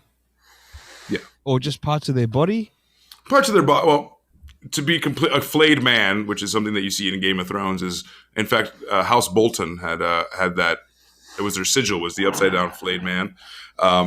So yes, it's the skinning of a human, but they would do it in this iteration. They would do it just enough for you to feel the horrific pain, but be able to be nursed back to health, because there's a part 3, ladies and gentlemen. Wow. I know. See, that wouldn't be so bad in the summertime, though, because you never get like a cool wind on like an open blister. It's kind of relaxing. Breeze, yeah. I like it. And then once you're nursed back to health from you're blind, you have no eyes, your eyes have been scooped out, you lived through that ordeal, and then you've been flayed a bit, so now you're really thinking about what you've done wrong. So number 3, when you come outside and you're like, ready for Back to the Future Part 3? Great. Now we're going to crucify you. So at that point, they crucified you just to put the finishing touches on it. And of course, crucifixion can take 24 to 48 hours to really happen, for death to settle in. If you're lucky, a vulture won't come to, well, I would say peck out your eyes, but you've already been scooped. Maybe they'll nibble at your genitals if you're lucky, and death will come. Obviously, you're praying to God to please give me the sweet release of death by this point. So just don't eat a big meal before this happens, because you'll have the energy to stay alive longer, I guess. Lots of activity. You know what? Holy fucking shit. I mean, exactly. Yeah, but what kind of a pussy ass king scoops the eyes out first? You know what I mean? I mean, wouldn't you want to? You'd flay him, and I'd put a full length fucking mirror in it. Look at you, you skinless bastard. You sexy son of a bitch. No skin. Hey, you know what? It's funny, though. I guess a lot of your family members might not recognize it. Like, if you were fat and they took your skin off, like, you'd just be all muscle. Be like, wow, that guy's cut. Look at his BMI. It's like so low.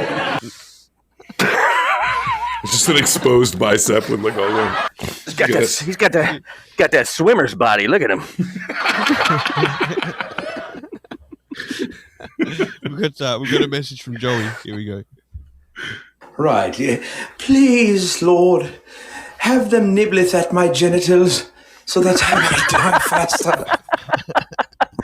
Now that's one we haven't touched on. Now, the one where they would tie you to a table, and they'd put a basket over your stomach, and they'd put hungry rats in the basket, and they would eventually find something to eat, and they would eat out your guts and you had to sit there and watch it. Like, I think they propped your head up too. Like, you comfy? You got a pillow? You're gonna enjoy the show, you son of a bitch. Here you go.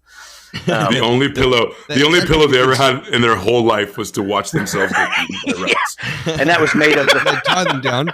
They'd have the rats would be starving, but there'd be a metal cage that would be strapped down to their stomach. Then they'd apply heat or a fire on top. So the rat had to burrow its way out, and apparently it would take hours to burrow through the stomach of the person out to the side as a form of torture. Just scratching at your belly button like, I got to get out of here, and I'm going and just any millennials out there that got your belly button pierced, it was probably a lot like that. Rite of passage. Yeah, that's got to be the worst one. To me, that's got to be the worst one, especially if you like rats and you're like, hey, buddy, why are you doing this to me? Come on, man. Glad you took sides on that. I raise you an Iron Maiden. An Iron Maiden is basically a stand-up casket with spikes on the inside of it. Everyone's seen it because everyone loves Iron Maiden. But yeah, it's It's a real thing, and this is a sarcophagus, if you will, almost like an Egyptian kind of a thing, where it's a stand-up coffin. You open it up, it's got huge spikes. As soon as you see it, you're like, "Oh, I don't fit in there." And once they make you try, but you will. And once they close that thing on you, all these spikes will obviously connect inside of you. Obviously, you have not too long to live. There's another version of it. There was a double door that would shut on it, right? And there was 8 spikes on one side and 13 on another, and they'd pierce just deep enough to just hit your internal organs, but without going too deep to kill you. So you'd stay in there and bleed to death over hours. And 2 of those spikes were going straight into your eyes when they'd shut it as well. Well, see, now what I mean about prolonging it, yeah. There's another one that just pierced your skin that didn't go in to kill you, but you had all these spikes in there, and I don't even think you'd bleed to death because, probably like you felt like the first singer of the band Iron Maiden, and Bruce Dickinson joins, and you're like, oh shit. Anybody's a music historian. Maybe we'll touch on that next week. Iron Maiden, the true story of Iron Maiden, torture for your ears. No, see now, was there 2 different ones? One that was an execution type, and then one that was just like a thanks. One that was like a you fucked with the wrong guy kind of thing, and they just closed it on you, but you didn't die. You just had to stand there. I think they were intended to die. From what I saw, I didn't see anyone that wasn't, but you may have come across that. Well, I think we're talking about the same thing here. When I was searching torture devices, what I was searching, not really ones that would kill you. Like AC found the ones that were like, "Hey, yeah, we're gonna kill you 3 times." I just found ones that were like, "Sit on this spiky chair until you tell us what we want to hear." That kind of thing. Do you love God? Do you love God? How about the one where they literally put your head? It's like I said yes like 50 times. Come on. I love him so much. He's my favorite God ever. And you're like, kid, let me out of this chair, goddammit. And they're like, got you again. Here we go. Wait. But do you love? Okay, we understand you love God, but do you love Protestant God? Oh no, the chair! Bring me the chair. What I love is that if they caught you lying about something, and I don't know what specifically this punishment was, they'd bind your hands and your feet together and throw you off the bridge into the river. And if you sunk and drowned, you were telling the truth. But if you float, you were lying. So then they have to kill you. So you pretty much fucked either way. You fucked either way. Just don't tell a lie. You're fine. I promise I will only tell lies to people who doesn't kill me. He sunk to the bottom. He was telling the truth. He was a good man. What? I pledge to only tell the truth to people that are about to kill me. Have you seen this one where if you get caught telling a lie, they have this block of wood. You put your head in the stocks, and they pull your tongue out.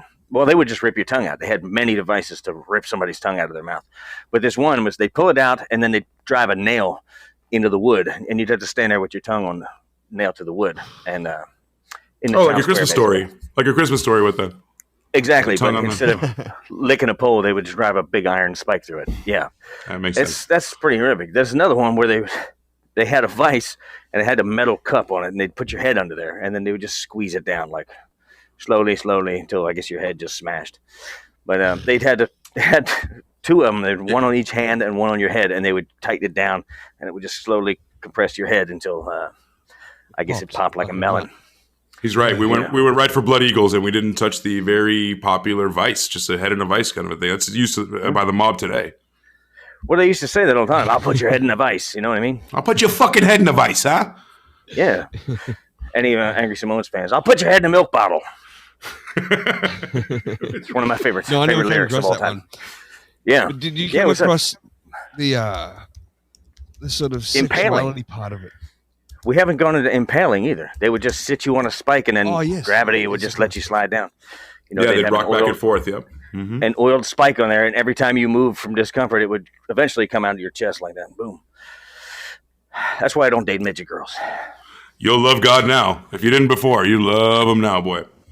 Rocstedi got that one. I wish I was midget. But, I would have her hold candy and throw it out and grab it. Never mind. Sorry. That's a TMI, as the kids say, right? So we were going to go into something else. After torture, we were going to go into what? Well, the last thing on my list I had was about the sexuality, which is quite a few notes on that too. But what did you come across there, AC? It was pretty much because everyone was so pious. Everyone understood that it was pretty much for procreation, right? Kind of like any pious person would. Now, obviously, there was no birth control. There was nothing to stop you from having all these children. In fact, having more children was a sign of abundance, and you're trying to build a team over there. You need 11 on 11 for a whole football team. Team Medieval. Team Medieval, bro. Dungeons and Dragons. So, yeah. So the more people you had to help. We're the flagons. We're the flagons. We're the ice scoopers.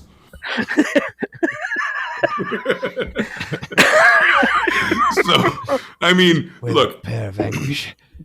By 7 p.m. If your dick can get hard, if your dick can get hard by 7 p.m. after all the things we just talked about, you deserve to fuck. Because, I mean, the tilling of the fields, the losing of your children, the stink, your wife, God knows what turnip truck she fell off of, right? And that's all foreplay.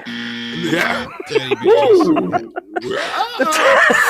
Could you imagine? Time for a little tilling of the fields. Come on, ladies. That's what I call fellatio, tilling your field.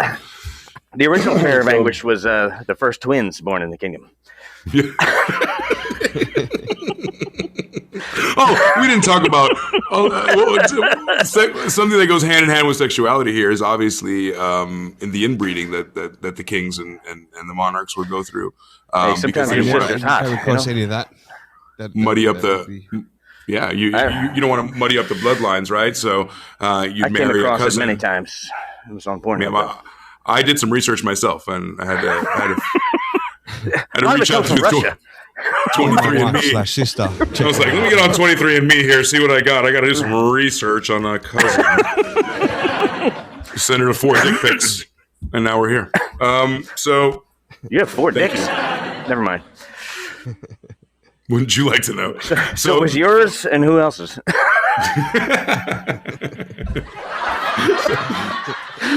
So come on, guys, huddle in. It's a group photo.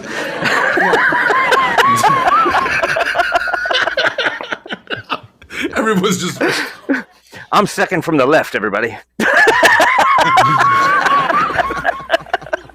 Tag me in it. Tag me in it. Go ahead. This one's called "What's Up, Doc?" I'm the one with the bunny ears. Never mind. One's got the Groucho Marx. That was multiple layers right there. Yeah, Groucho Marx over there.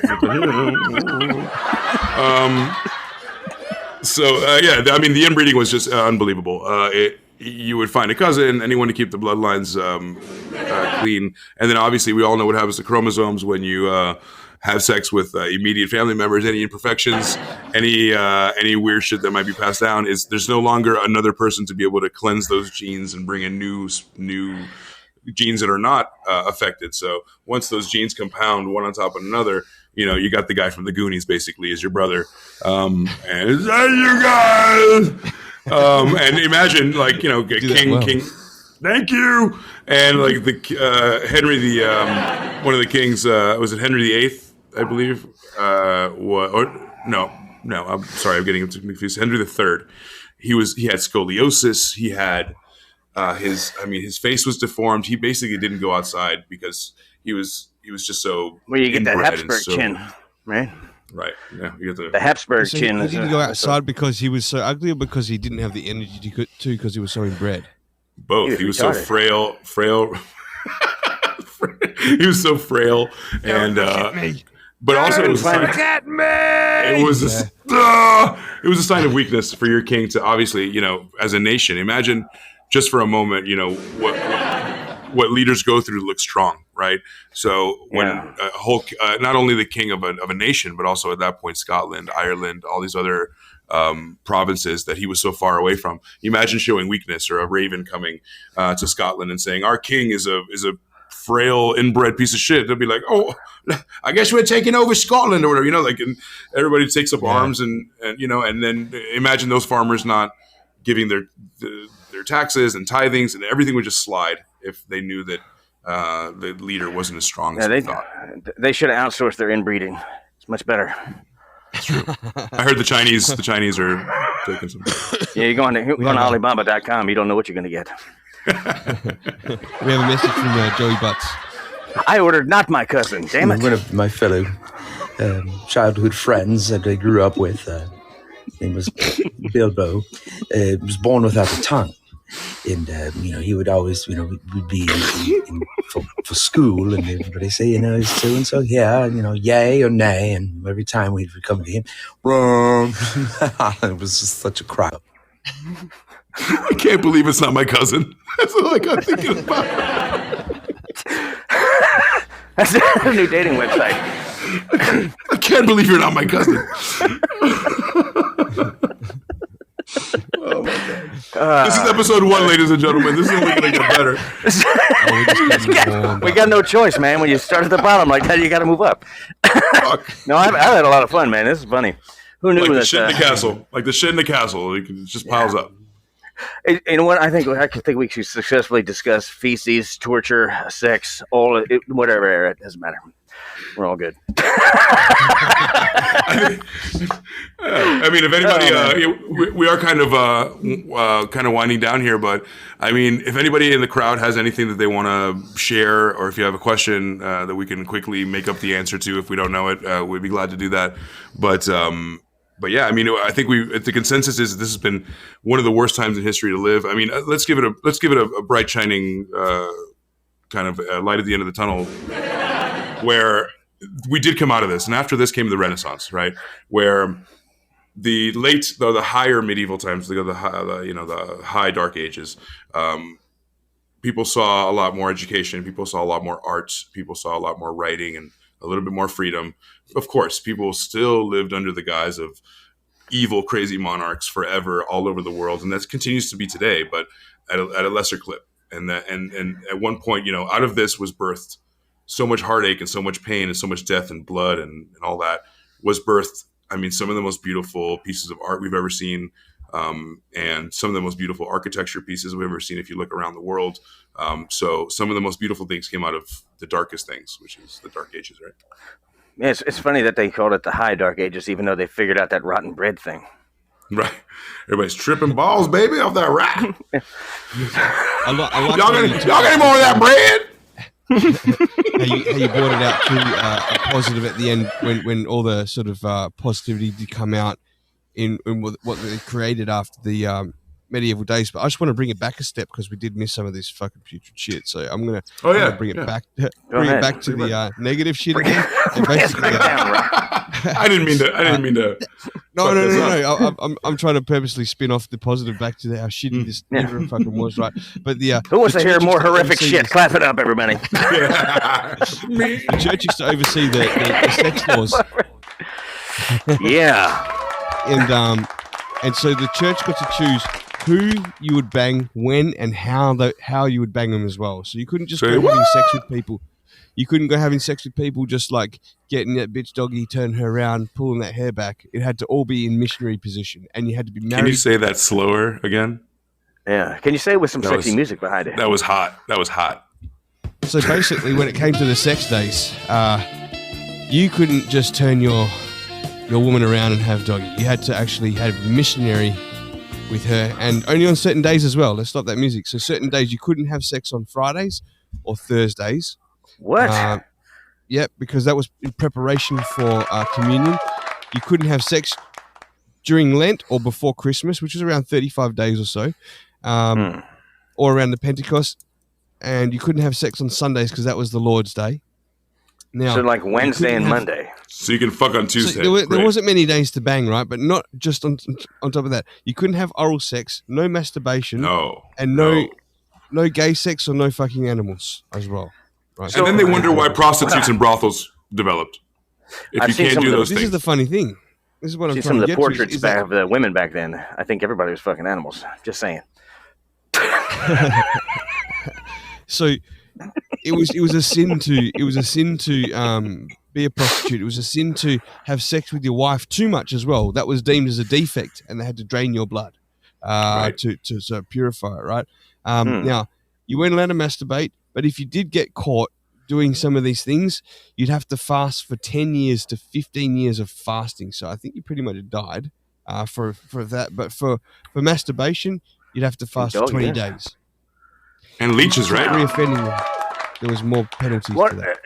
That was the other thing, the torture device. They had this ring that would go around your dick with blades on it, and they'd lock it on there. It was sort of like a chastity device, but they also had it was like, it kind of looked like the back of a bee, you know. It was or like an armadillo. It was like, I saw the video and I was like, man, that thing is really large. Like, saw a video. Well, there's a torture device museum. I mean, the guy. Video of this thing that you put on your dick and. Yeah, it was King Arthur and the Knights of the Pound Table. That's what I saw. Oh! Bada bing! Look at that one. That's a good one. I didn't see Hey, you wanna come with us to Camelot? Yeah. Fucking King Arthur and the fucking Knights of the fucking Pound Table. Did you mean Camelot? Circumsalot. Fucking pound. Unlike big butts, and I cannot lie. This one's the sword bone and the stone. So sorry. There's more. There's a few more facts on that one. I want to get to them. So Please do. If you banged your spouse, it was only in missionary, and the reasons were only because the reasons that they had it in missionary is because it was the least pleasurable for the couple, and it left the woman passive as well. Marriage was only for making kids, and if you had too much sex with your spouse, it was condemned as a devil's doing, and like a defect. It was like a defect as well, and same as if you had too many erections. So you're not allowed to have sex as much as you'd want to have. You couldn't have it on certain days. You'd have to do it in missionary, and you weren't allowed to have erections too much. But who's monitoring all this shit? Right. Well, God, the omnipotent God that's watching you at all times. I would see. I'd have to make a deal with the king. I'd be like, can I just have like a boner jar? Like I'll just put a coin in it every time. Instead of a imagine for real though. Imagine being a 13-year-old kid or 14-year-old kid and waking up and every single day you had morning wood because you're a normal kid. I would have been that a has hungry urges. son of a bitch. Imagine the shame, the guilt, the being so off put by the fact that God doesn't love you as a child because you get erections. Think about that for a moment and the mental assaults that you go through, like from the moment you're fucking born. Because you think God is constantly judging you because you get an erection because you got too much blood in your dick. Like I've got an erection right now. I'd be condemned to sin. You know. I've had one the whole time, especially talking about that barbecue. Pretty hot right now, dude. I'm gonna get some barbecue. It was. I'll skip over a few because some. So this is what gets me is that all this stuff was like even sex within marriage was considered a sin by the church, right? But yet they still tolerated having prostitutes around. And there was a case of a French guy called Amoud de Venoli who banged a prosty, and the very next day he got a swelling on his face, but he never admitted it 2 years later. And he said he swore to himself that he'd never sleep with a dirty woman again because he thought women were dirty. So instead he started abusing little boys because of it. Because leprosy was a big thing back then. And thus the Catholic Church was born. The Catholic Church was then. He was the Archbishop of. No, he wasn't. But lastly, I think I'll just leave it with this one: is that the Pope's like. He was the first guy to have a pew in his rectory. Well, the people like priests that would choose a life of celibacy, they believed there was a man who was celibate for 20 years, and they believed he was the first case of death by celibacy. So they started to cleanse their blood because they thought that semen and fluids like phlegm and blood were all part of the blood system. So they used to drain their blood often to keep them cleansed so they didn't die of death by celibacy. I just have that song in my head now. Celibacy, death, come on. Celibacy, death, come on. Yahoo! And did they think like death by celibacy? Did they just have like I'm imagining humongous blue nuts humongous pig nuts. Like, I can't take these anymore, man. I got wheelbarrow nuts right now. If I don't jizz, and God doesn't let me, but if I don't jizz, I'm gonna. Well, you got to take care of that. Like, I don't know what they did, man. I think that they'll call it between a rock and a hard place, or a spike and a fucking iron stake. I don't know. They'll just Super hard place. Fucked either way. These poor sons of bitches. So unless you were highborn. Unless you were highborn. I want to put a stamp on that. I want to put a medieval wax stamp on that, because unless you're highborn, if you're highborn, there's a, just like today, if you have money, if you are highborn, there's a different set of rules for you.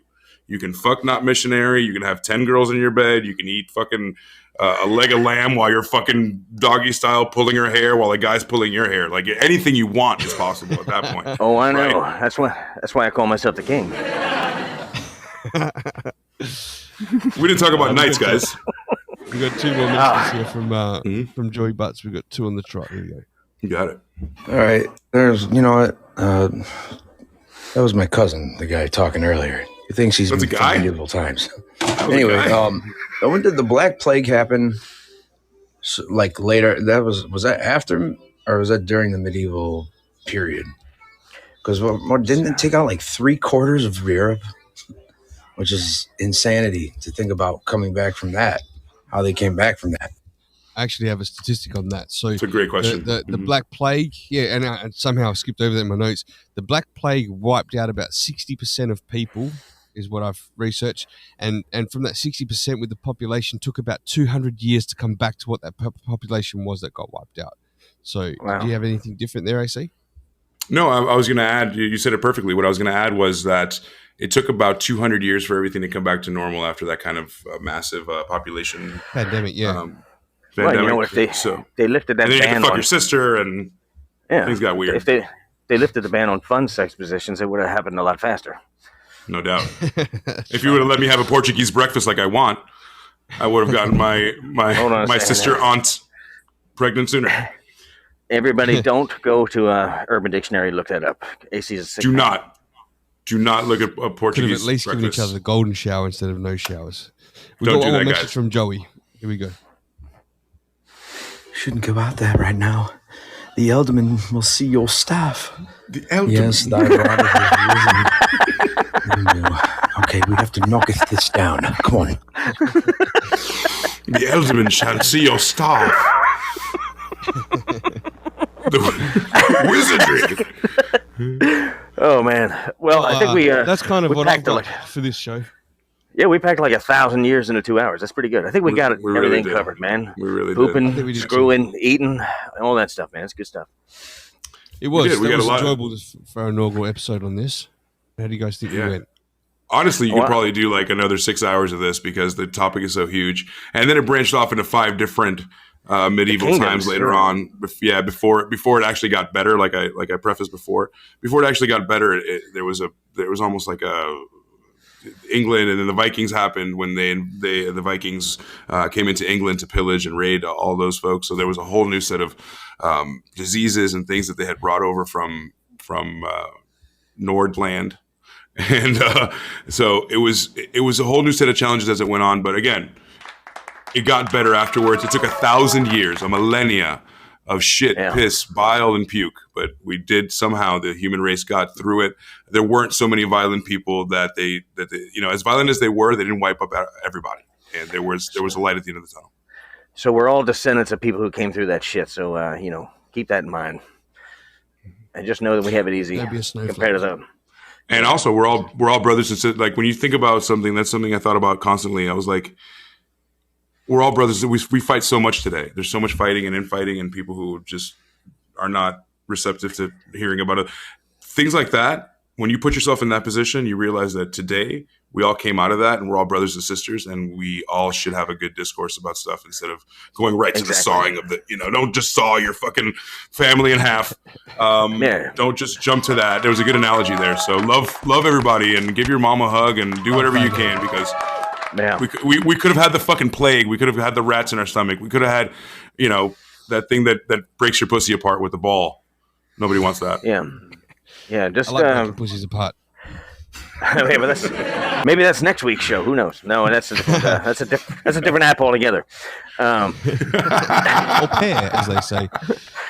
So no, I mean, you really got to be thankful. I mean, really, like, what are we complaining about today? All this stuff, like, we're not worried about, the government just coming to, we don't like what you said the other day. We're going to put a pear in your mouth and crack your jaw open. And by the way, no doctors. So, right. They had, we just got to be lucky. We got a lot more ways to come together and cure each other than we have to harm each other. So just limit the use of those, man. Your words can be really powerful. So I can't say that I'm a lot smarter after listening to this show and being part of it, but I'm a lot more entertained and, I actually feel a lot more fortunate. So hell yeah, guys. Yeah, I feel the same way. You guys, sexual positions. You guys did a hell of a job researching. I just kind of had a... Well, I mean, I learned a bunch of stuff at least throughout the week, picking up things here and there. And doing this show, I think, is going to make us better people in general. We get to hang out with our friends, and we get to send this out into the world. And hopefully, somebody out there, maybe in the UK, will pick this up and be like, "That's all wrong. We didn't do any of that." Come on, bring it to you, Limey. One more Bring message it from Joey that's come through. I'm just going to play that. Yeah. Please, may I request a second Medieval Times episode, because I love this shit. I can't get We already enough have of a part it. 2. It's awesome. Awesome. Thank you, Joey. Love to, man. Yeah. But one thing I did want to throw to the audience before we did leave is that let us know if what particular subject. In fact, you know what? We've started a new Instagram, Twitter, and Facebook page called Shotgun Candy Podcast. This is what this particular show is going to be about. Shotgun Candy Podcast. We are going to shotgun some candy facts and information to you guys. So if you want to let us know what subjects you want us to talk about, whether it be a specific person, if it be a serial killer, if it be another era of time, or whatever it might be, go over and give us a follow. Shotgun Candy Podcast on Instagram at the very least, and should have information about where you can find us on Twitter, which is Shotgun Candy _, and on Facebook is Shotgun Candy Podcast. So give that a hit up. It's a brand new page, so we're looking for support on that. And let us know the subjects. Yeah, for sure. And in fact, before we sign off and say goodbyes, I did want to preface and just tease a little bit, just to pique your interest, the kind of things that we are going to be talking about in the next coming weeks, in no particular order. And we may take them out or put them in as we wish. But some of the things we were thinking about was, like a show called Just Die Already, transhumanism, and why we're so selfish as to think that we're going to live forever and put our fucking minds in a gorilla robot's body. So we're not going to do that. Things like, kind of talk about charlatans and schemers and things like that. Capital punishment. What a gas. So we're unintended. Good one. I don't know if you off. I don't mind that if the listeners know, so they know what they can look forward to. Yeah, of course. Yeah. And that's going to come. And if you guys have anything to suggest, we'd love to talk about it, research it for a week, and platform ourselves here, and hope to make you guys laugh and learn something at the same time. That's really what we want to do. Exactly. We're here for you. Sometimes. For you. The rest of the time. You. And then the rest of the time, I'm here for me, baby. Yeah, this guy, that guy, this guy. Social media plug. Oh, yeah. Elvis? I can't remember my names, but I'm everywhere. You'll just find me. I'm the king on everything. Instagram is the king on... I looked on TikTok the other day, and there he was. The motherfucker was there. I was like, fuck. It literally says Elvis on everything. I was like, he just ran out of shit to say. I'm everywhere. I'm on Instagram. I'm on this. Really, the only place you need to pay attention is right here on Fireside. It's true. Yeah, that's perfect. Oh, and a big thank you to Fireside. Just on a personal note, days after we decided to do this podcast, I got a message. I wrote Fireside a letter on lobbying for my content creation, and they got back to me, and I was accepted. So I'm really, really excited about that. And there's going to be a ton of content coming soon. I don't know. Thank you, everyone. So that was now I kind of. Come on, everyone, just give it to Ace. Oh, come on! No. It wasn't about that. But I'm excited to make new content here on Fireside because it seems to be our main app and our new home. So I'm really excited to share all the filth and information that I have with this beautiful app. Yes, sir. And Rocstedi, where can we find you? Me, I'm across all platforms, so mainly the Rocstedi Podcast. You can find me if you give that a search on most places. Otherwise, Instagram _Rocstedi. Twitter is also _Rocstedi. Yeah, I'm on TikTok, Snapchat, Discord, YouTube. hit me up on YouTube. If you can help out by subscribing to YouTube, it really helps out. But definitely here on Fireside is the home of where I do everything. So I really do appreciate it. I really do appreciate when you drop into my shows. You know, I've got the Rocstedi Podcast shows that go on here on Fireside, which are very random people and subjects that I'll speak to in depth. Then we've got RocsComedyCrew, which we have every Thursday evening, and then every Sunday morning we're going to do this one, Shotgun Candy. So I'm really happy with the team that I'm working with here, with you guys and others on the other side. It's just a good life podcasting. I absolutely fucking adore it, man. It's really good to speak to people and learn new things. It is. Well, I had a lot of fun, guys. And everybody. Who's gonna go get? Who's getting breakfast after this? Everybody. I'm getting some dinner. I'm going to bed. I'm fucking cut, man. That wasn't really coffee, ladies and gentlemen, and I had a little bit much. So I hope the truth comes out to the end there. Damn it. There you go. You know what, guys? I really got to pee. I'll see you guys later.